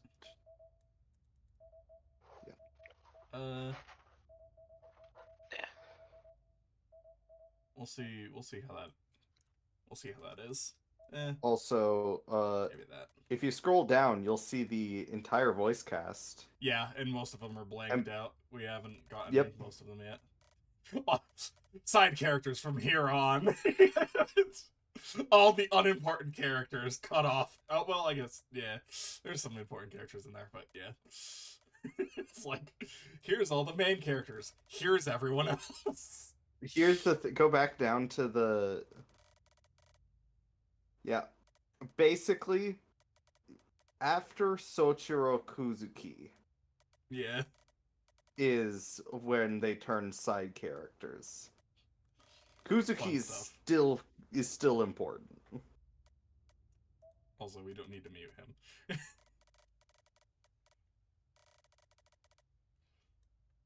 It's interesting that he's default just muted. It's very interesting.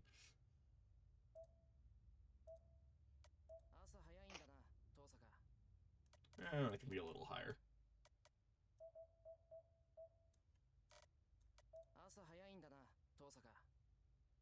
Cool. That'll work for now.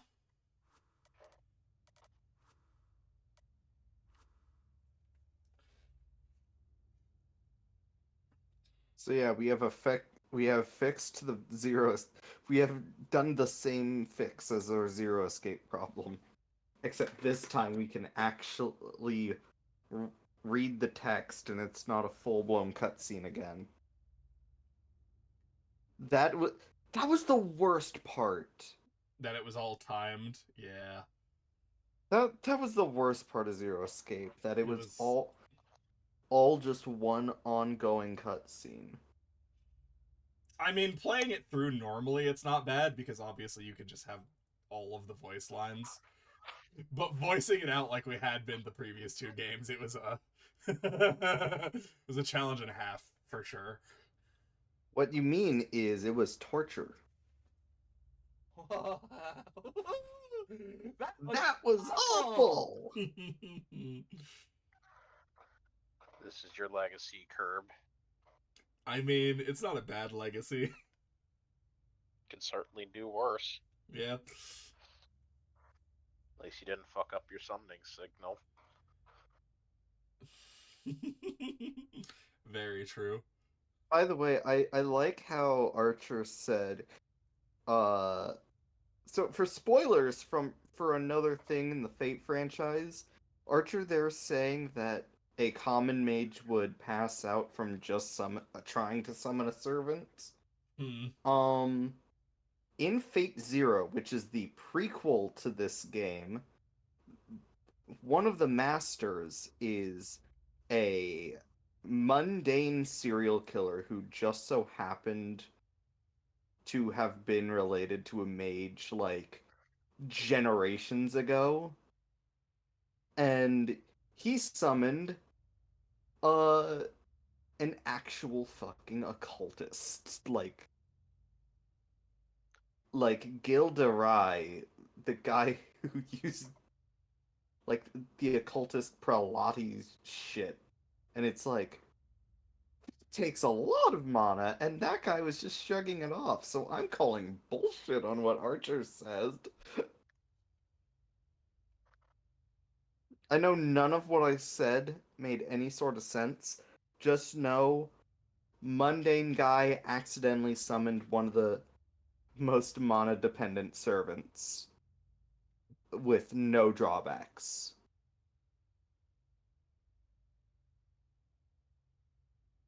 Fate is bullshit.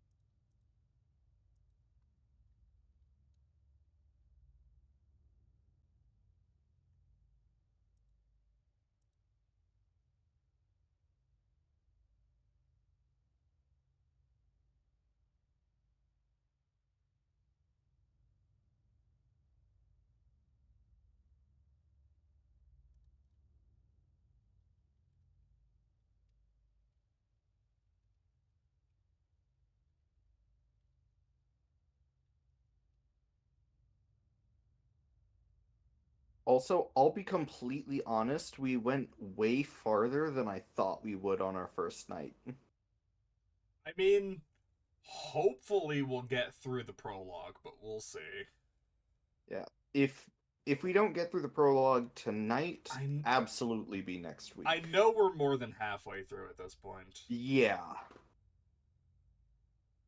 Because there's like 2 or 3 more scenes that I'm aware of. Yeah, there's running into Lancer. Yeah. I mean, And we'll get then- there. We'll get there. We don't and- need to yeah. spell that out, but yeah. Oh yeah, also just some mundane like talking scenes more, but that's because this Those game. are pretty short though, from what I recall. So This guy, the guy who wrote this, how do I word? How do I word in a way a Gel Apocalypse viewer would understand? He writes like a YouTube comment section.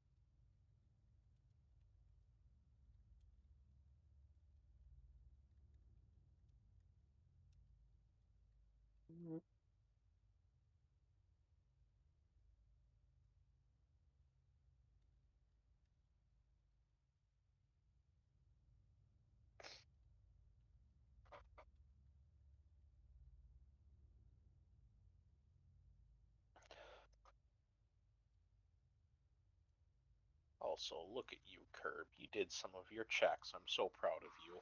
yeah.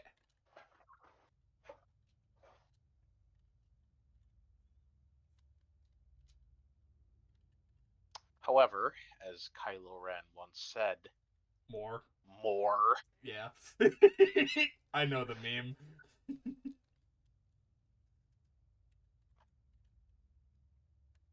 I am still in BK. Join the club. Yeah. I mean, I guess at the very least, I got some Estus upgrades, which fucking thank God. Yeah, I'm just doing my stuff for DKC.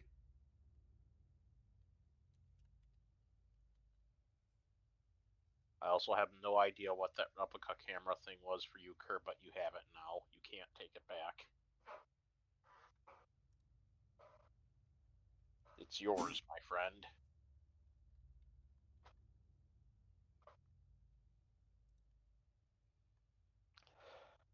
Figure it out at some point. I don't think I like the only camera that seems important is the one at the end of Act 1, but like Hi. I need film roll for that. I don't need replica camera. I don't know what that means. I just want you to know specifically, Curb, that when I did a race like for some money tonight, an episode 1 racer,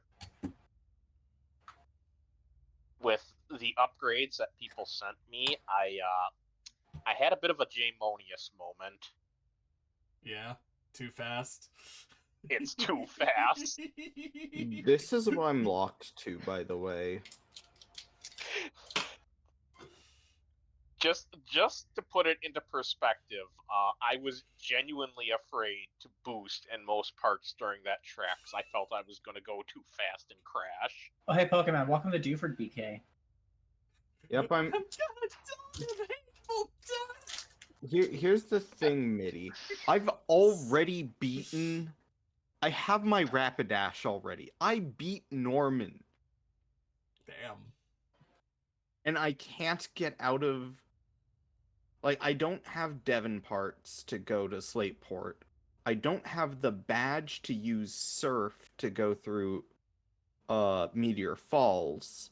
And I don't have either Rock Smash nor the badge to use it.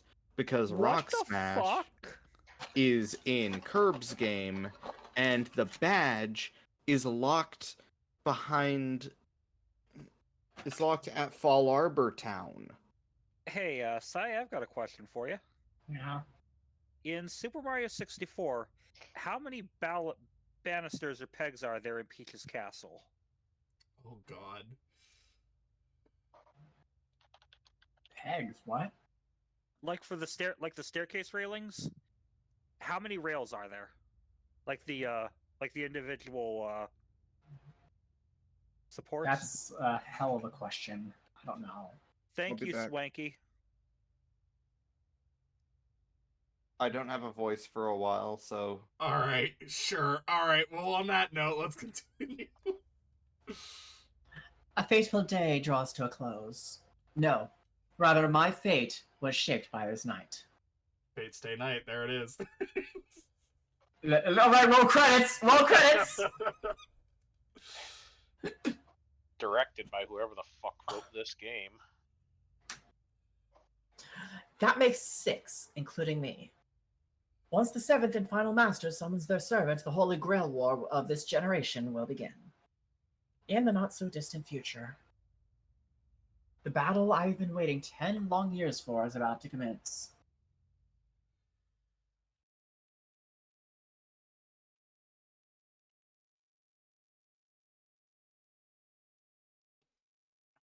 February 1st.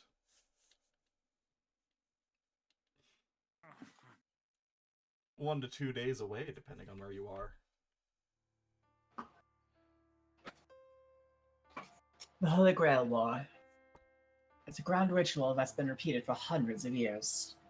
A fight to the death between 7 participants, of which only one can survive. It's said that a Holy Grail exists in the land of Fuyuki, and that a number of mages fought over it in the past. Their one and only objective was to obtain the relic called the Holy Grail. However, the Grail's origins are unclear. We're sure it isn't the chalice that held the blood of God, but its power is fearsome enough to be compared to the genuine article. That's right. They say a Holy Grail can grant any wish. Only one person can possess it. The Holy Grail can only grant one wish for one reason, for one person. Despite that, 7 mages are needed to summon the Grail to this land. 7 collaborators to create one miracle. So, as you might imagine, it was only a matter of time before they started fighting over the Grail. Like so many conflicts, it started as a competition over property rights. The 7 mages equally use the power of the Holy Grail to summon their respective familiars, then do battle over the Grail itself. Only one mage can obtain the Grail.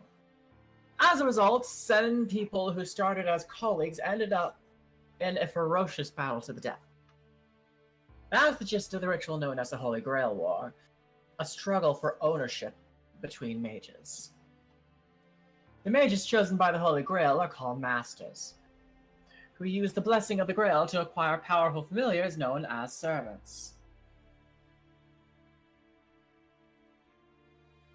2 things serve as proof that one has become a master: the summoning and command of a servant, and the mark of command spells to compel the servant's servitude. The first goes without saying. The archer I summoned yesterday, no, a few hours ago to be exact, is Rin Tosaka's servant. As for the second, a master must closely guard the command spells that control one's servant. This is probably the most critical aspect of being a master. When I summoned Archer, symbols appeared on my right hand, namely, command spells. Stigmata bestowed by the Holy Grail upon the summoning of a servant that mark one's new status as a master. A massive amount of magical energy is compressed into these seals, whose power is fleeting rather than long-lasting. They disappear once they're used, and as their shape suggests, each mark represents a single use. In other words, one only gets 3 shots. A master who has used up all 3 command spells can no longer control a servant and is as good as dead. Therefore, command spells must be handled with care until the very end, since they're as valuable as one's own life. It pains me to no end that I burned one right off the bat. But it wasn't a total waste, so I'll chalk it up to a win. After all, a servant could turn on his master at any time. If one command spell is what it takes to put a collar on him, then I consider it a fair trade. I'm back. That's about it for the broader strokes of this business. Once 7 servants have been summoned, the Holy Grail War will begin. Tonight's sleep will be a fitful one. I don't know when the final master will appear, but they could be right about in the corner. It could even be that random kid that's really good at high jump. Is it morning already? I feel sluggish. My bleary gaze goes up to the window, only to see that it's already bright outside. It's after. Oh, you put the voices on to distinguish who's talking. Yeah. Mm-hmm. It's after 9. This doesn't even count as being tardy. After a drowsy check of the clock, I make up my mind to skip school today. Body's heavy. Feels like that business mostly drained me.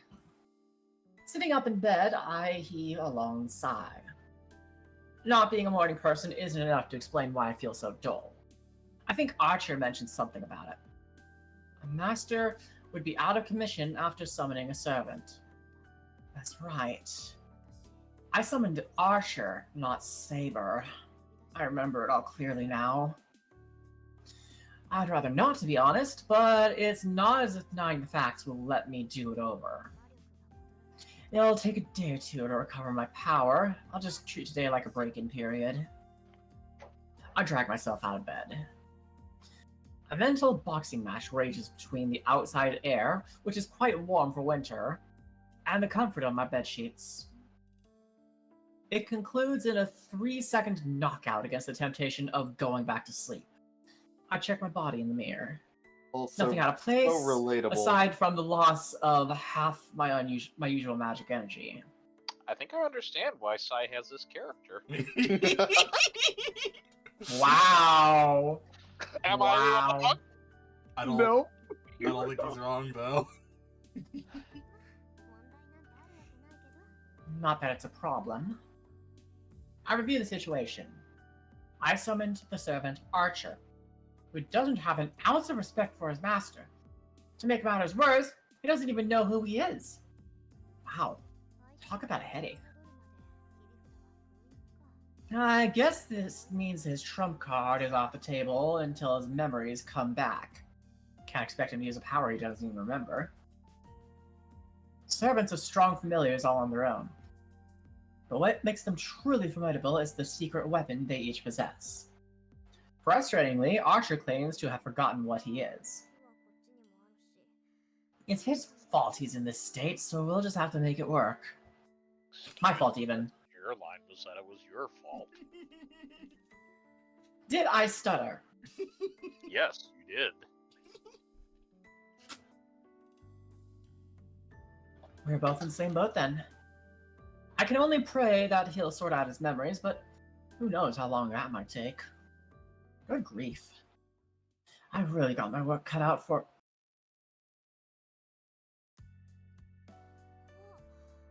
Oh, I might have to reevaluate my opinion of him. Parlo's completely back to normal. I thought he'd maybe just clear away the detritus, but... Oh, Detritus, yeah.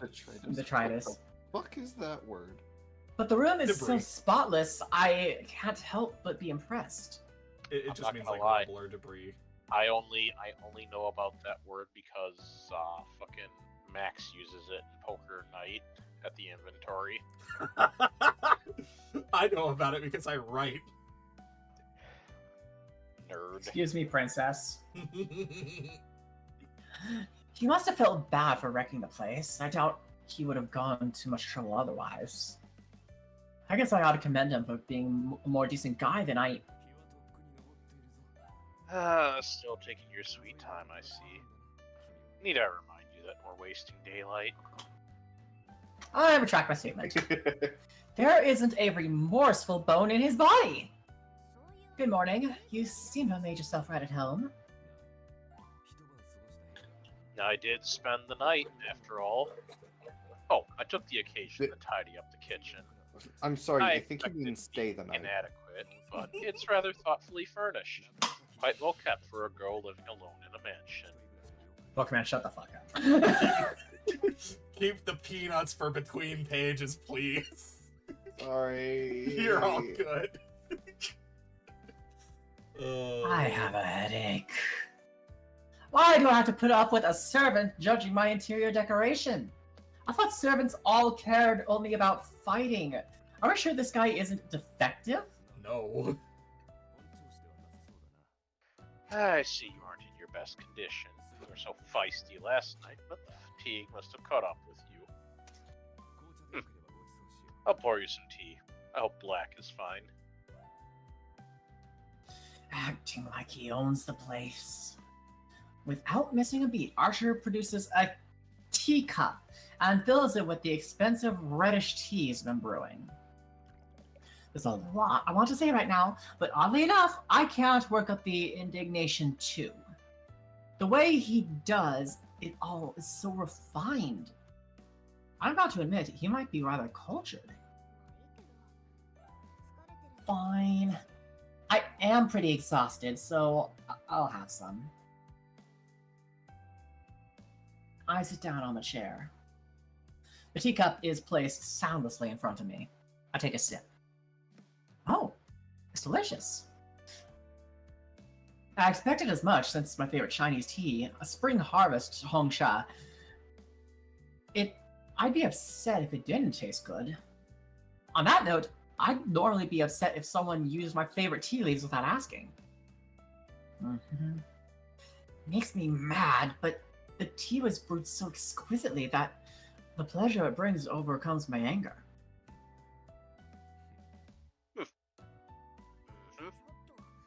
Hey, what's so funny? Well, I was going to ask you how you like it, but your face tells me enough. I set the teacup down with a forceful thud. Oh, what a waste. You should enjoy it while it's still hot. I can leave if I'm spoiling the mood.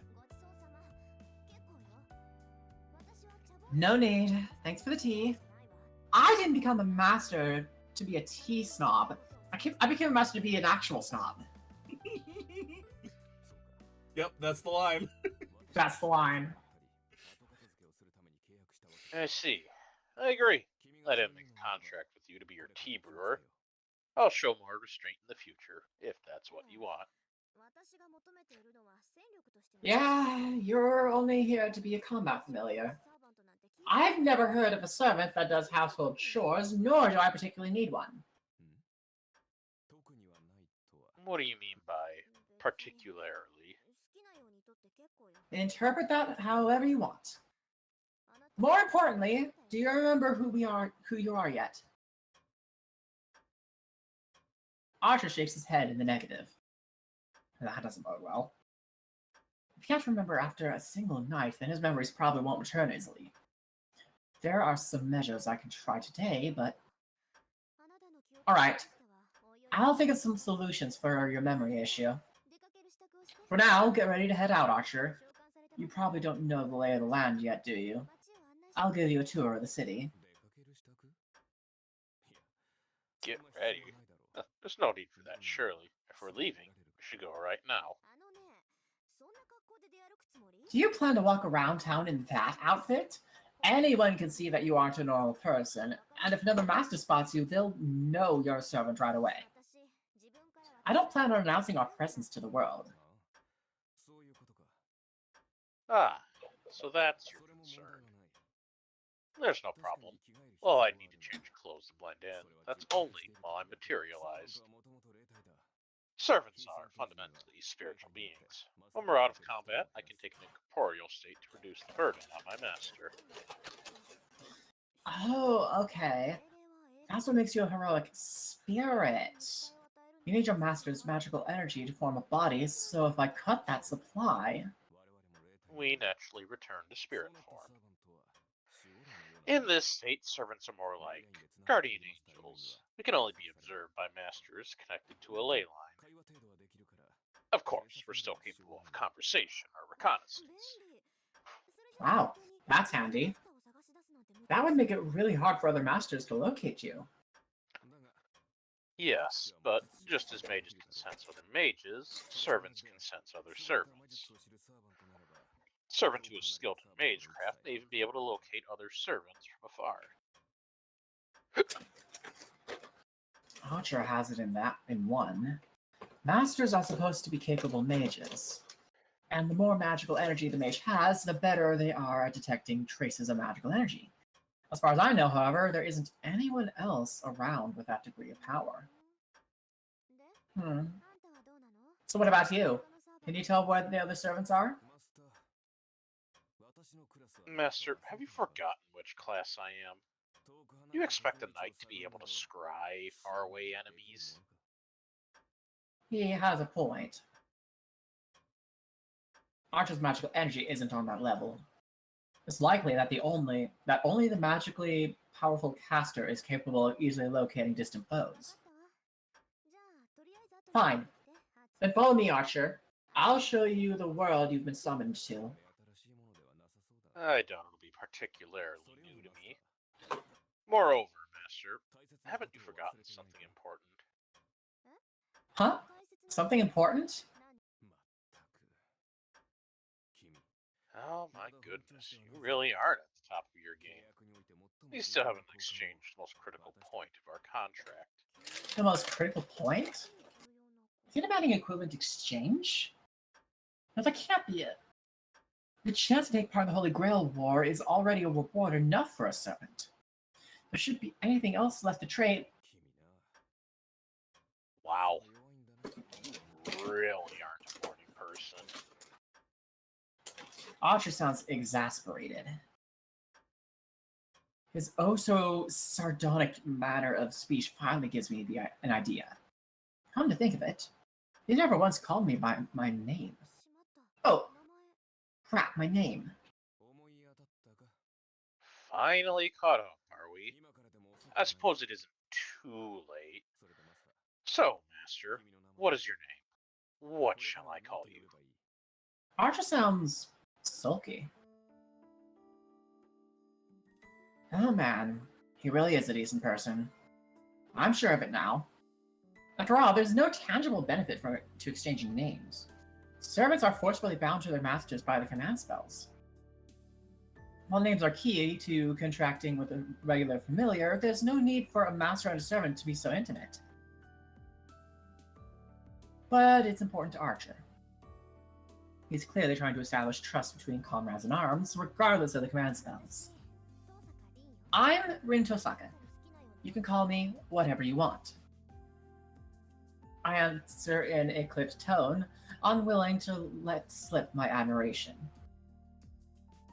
He'll probably just call me something personal like master or hey you, which works out just fine for me. Except... Archer chews on Rin Tosaka for a moment. Then Rin.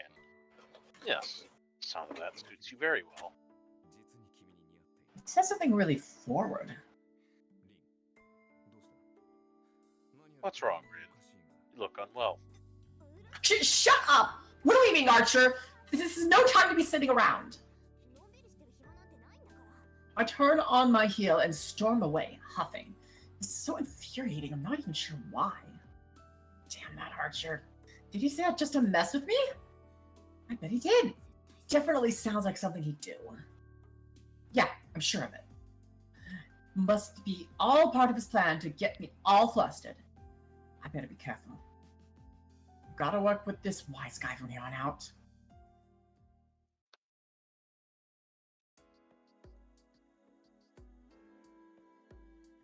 One moment.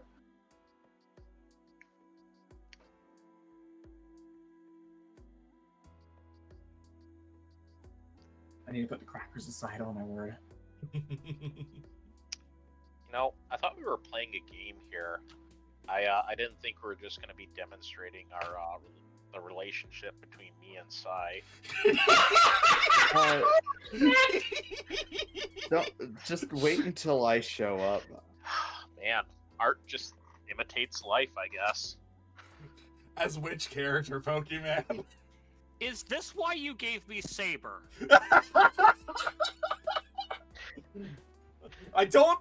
Elena, I don't think we have that kind of relationship. No, but Reen is absolutely thirsty for Saber. That's very true. Yeah. That is very true. And Kurt, to answer your question, both Lancer and Gil. Gotcha. Lancer Understandable. And Understandable. Lucky bastards that get the shit kicked out of them by everybody around them. I'll take Archer outside. Fuyuki City, my hometown, is broadly divided into two halves. There's Miyama, which is left over from the village the city grew out of, and Shinto, the developing modern region across the river. My house is in Miyama, the old part. Miyama is itself split into two areas. The European-styled neighborhoods, originally inhabited by immigrants from abroad, and the old Japanese-style houses set against a mountainous backdrop. Both areas are situated on hilltops alongside the outskirts of town. The street dividing the two residential areas is fairly normal, by comparison. How normal, you ask? This normal. This is the crossroads of Miyama. On one side lies the road going up the hill to the European neighborhoods where I live.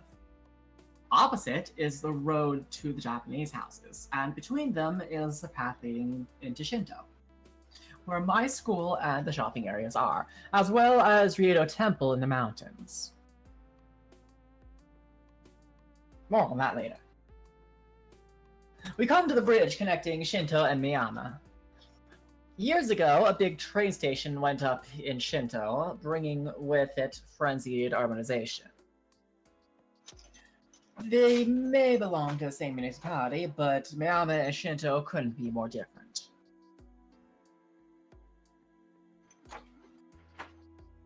The name Fuyuki, written in with the kanji for winter tree, is supposedly inspired by the long winters here, which, by the by, are pretty long. Despite that, temperatures are warm. February here is only about as cold as the very start of winter elsewhere. Sound familiar, Elena? I bet if you randomly started digging, you'd turn up a hot spring or two. Though, of course, our temperate weather disqualifies this town as a hot spring resort location. We've got an odd climate where the mild winters suddenly turn it to springtime bloom come April. Guys, I think I'm gonna have to pop off. My cognitive functions decided to just leave, and tired is start. Yeah, I'm starting sleep drunk. All right, have a good one. Sorry. You're all good. I'll manage people to come in suddenly. Good night. Good night. This is what Shinto looks like. A number of tall buildings have been erected as if in a hurry, giving the hastily developed city a distinctly artificial feel. It all happened in the last decade or so, too. 10 years ago, there was a large fire that wiped out the residential area. Someone built a bunch of glass and metal buildings on the depopulated land.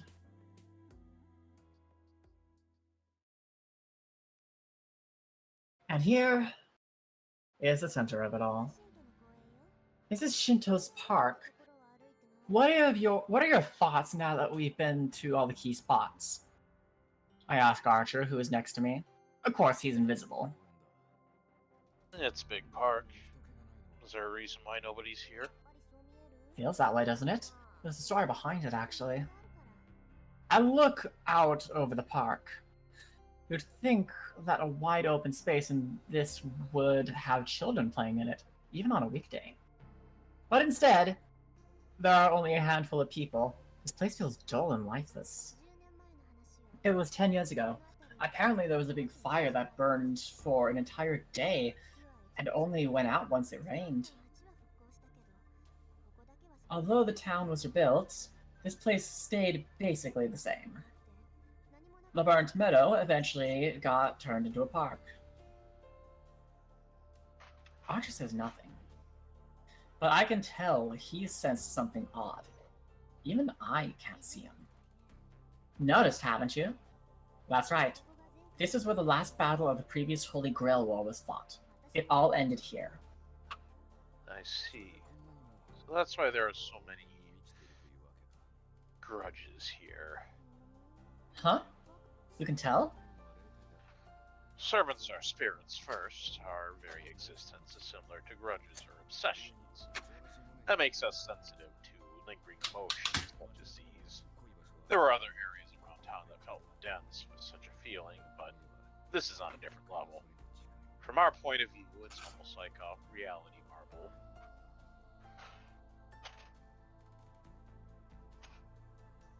Why are you talking in third person now? I don't know.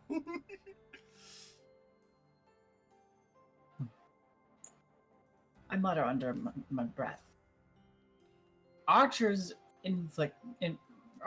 inflectionless voice mentions an unusual bit of magical jargon.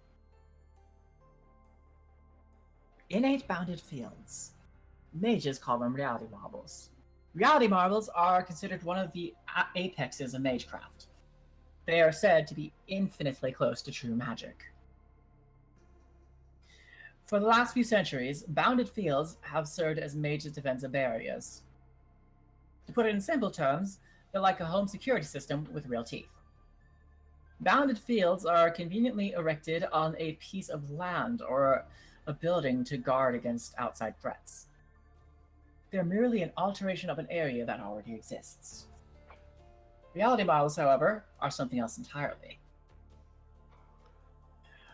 You can think of them as a space that consumes reality itself. When a mage materializes their imaginary world, a representation of their mind, and overrides the real world with it, we call the resulting field a reality marble. It's a large area of magecraft that twists, no, rebuilds the world according to a mage's wishes. Rin, something on your mind? Huh? No, I was just a little surprised. I didn't expect to hear the words reality marble from an archer. Is it so strange that I'd know it? Well, yeah. To mages, reality marbles are a taboo among taboos. Some of the most esoteric arts out there. It doesn't make sense that an archer would know what they are. I shoot a quizzical gaze in his general direction. In reply, I feel no incorporeal sigh. Rin, the word hero implies someone familiar with both martial and magical arts. You're free to assume that your archer only knows how to use a bow, but I hope you don't hold the same illusions about the other servants. Oof. That does make sense when he puts it like that. Okay, I get it. I didn't think that through, and I'll be more careful next time. That good enough for you? Rin, let me be blunt. You are certainly talented, but that makes you tend to underestimate other people. You should break that habit before you become an adult. You really don't know when to stop, you know that? Break my habit? He's talking about me like an unruly racehorse. Oh, forgive me. I didn't mean to suggest you're a horse, but it did feel like an appropriate choice of words. Hey, that's just as bad. Ow! My right hand suddenly flares with pain. Rin? Quiet down for a sec, Archer. The command spells on my right hand hurt. They're throbbing, almost like a dull alarm warning their owner. Someone's watching us. I scan my surroundings. I mentally weave a detection web and cast it out over the park. I can't find them. Any luck, Archer? Doesn't look like it. I can't even sense them spying on us. Which means it's a master. I don't know who it is, but if Archer can't tell, then it must be a master. We don't have all 7 yet, but the fighting could still start at any time. Maybe whoever's watching me is up for an early skirmish. Command spells react to other command spells. If we're dealing with a master, you should be able to identify them if we come across them. Would they be able to do the same to you? Yeah, but advanced spellcasters can hide their energy signatures. Our command spells may react to each other, but it still takes magical energy to activate them. As long as the master keeps their magic circuits shut, it'll be hard to find them. That's troubling. Does that mean we're broadcasting our position? Pretty much. If I looked around at home, I'm sure I could dig up a way to mask my power, but... You don't need to? Yep. They'll just come to us first, right? Saves us the trouble of looking. Archer doesn't respond. Maybe he's irritated with me. What? Are you going to tell me not to get cocky? I ask, a little defensive, thinking of our earlier exchanges.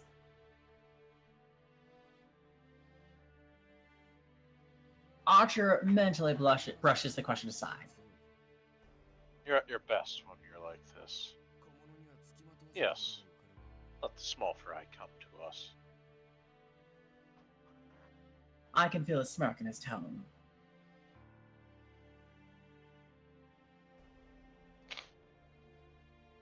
I'm not saying I like what he said, but it is enough of an olive branch, I suppose. We start walking around town again. I spend the day taking him to all the important places, and even drop by some less significant spots that might be useful to know. After dinner, I make for our final spot. It's now after 7 in the evening. There's a good chance to show him the best vantage point in the city.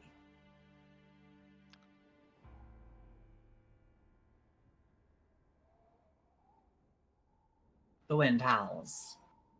We're atop the tallest building in Shinto. The commanding view of the city makes for a fitting end to our tour. So, pretty great view, isn't it, Archer? Ha! Feel sorry for any future boyfriends. You really know how to run a guy, Reagan. Huh? What did you just say, Archer? Just an honest thought. It is a good position, though. If you'd taken me here first, I would have spared you the effort of all that walking.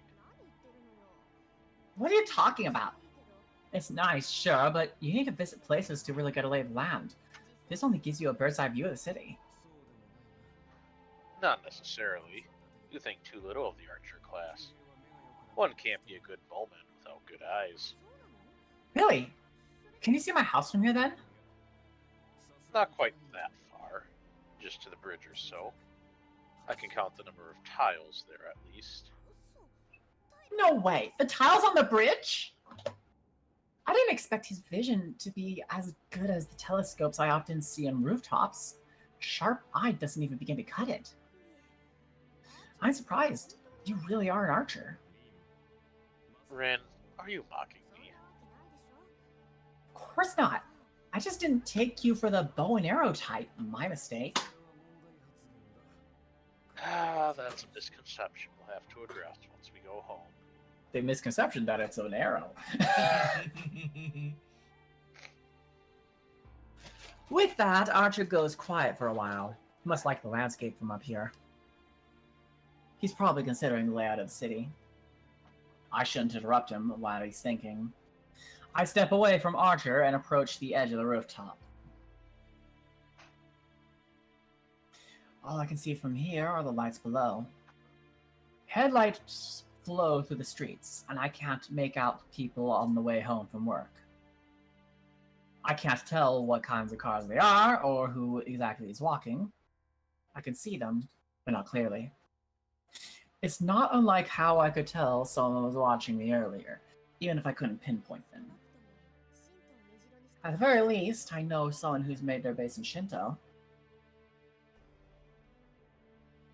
I squint down toward the ground. There are 7 masters in total. I don't know who they are, nor which servants are with them. At this point, every master is probably gathering intelligence on their rivals. Suddenly, I feel someone's eyes on me. There's no reaction from my command spells. I simply sense that someone else is looking at me. Down there? I peer down. People are walking on the street, but one in particular is gazing up at me as if staring at the moon. I'm not sure exactly who that is. I can't say for certain, and yet I know exactly who. I can't believe that guy. What's he doing out this late? Have you found an enemy, Rin? Asha calls out to me. Maybe he can make out my rising hostility. Not really, it's just someone I know. A normal person who has nothing to do with us. Unable to clamp it down, I irritably snap back at him and step away from the roof's edge. He couldn't have seen me from the ground. I'm sure it was just a coincidence. I haven't given myself away. And yet, my mage side is screaming at me for allowing an eyewitness to catch sight of me.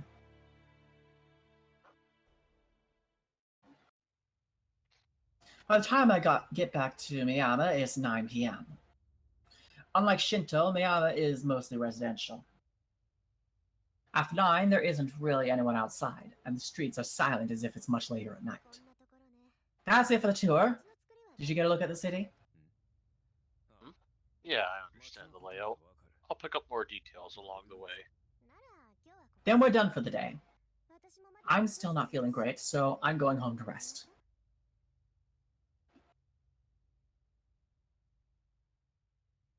I start up the hill at a relaxed pace, when I notice someone up ahead.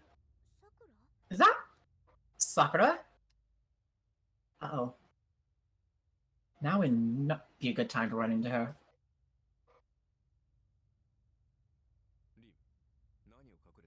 Rin, why are you hiding? Quiet! There's someone I know up ahead. I skipped school today, so I don't want her to see me. As I answer, I keep an eye on her. In the middle of the street, there's the first-year student I know. And a foreigner I don't. Okay, so let me have a look at this, just in case. They're talking. No, it's more like he's trying to pick her up, while she'd rather be anywhere else. Are you acquainted with the foreigner? No, I don't know who that is. There are a lot of European houses here, so maybe he's a tourist. Even as I finish the sentence, I'm mentally telling myself off for being so soft on that girl. Archer, is he human? Who knows? I can tell he has a human body, so that makes him no servant, at least. Yeah, he isn't a master either, so it's probably just some lover's tiff. Though even I know that she isn't the sort to get caught up in something like that. They're gone. The girl's going up the hill. The man...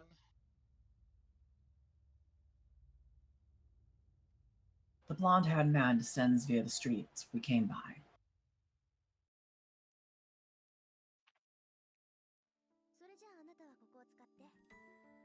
You can use this room. Any questions before I go to bed? None in particular. It was wise of you to avoid a premature battle. You should let your strength recover tonight. Yeah, I'll see you tomorrow. Make me that tea again.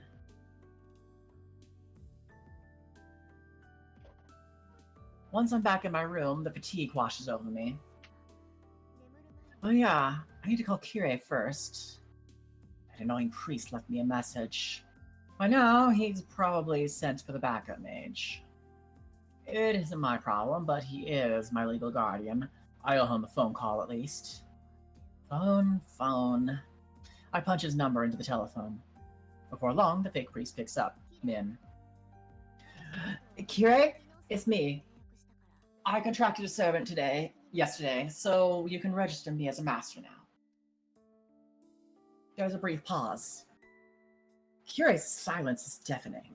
I can feel its weight even through the earpiece. Understood. What will you do next? You should stop by. I have something for you from your parents. They asked me to pass it on to you only if you became a master before adulthood. Oh, are you talking about my father's will? I already decrypted that. I'll drop by the church if I feel like it. Bye! Wait, Rin, now that you are a master... I hang up before he finishes. If I have to listen to Kirei's nagging while I'm this tired, I have a feeling my magical energy will drain away instead of recover. Alright, should be ready. All that's left is to sleep. Once I open my eyes, it'll be a brand new day. 10 years ago, my father fought as a mage in the Holy Grail War and lost.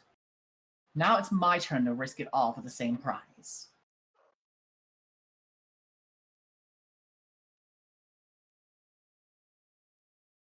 What could possibly go wrong? Alright, how we feeling, y'all? Do we want to call it there? That sounds like the lane. Yes, to head please. off. Yeah, we Alright. probably should call it there. Alright. Because I know that there are characters going to come up that Pokemon would be voicing. And Yeah. my voice is, yeah. Yep, nope, we can call it there. Yep. Alright, next time we're gonna wrap up the prologue and get into the story proper. So, thank you all so very much for stopping by. Take care of yourselves, and we will catch you in the next stream. I'm getting my cheese and frickin' crackers, damn it.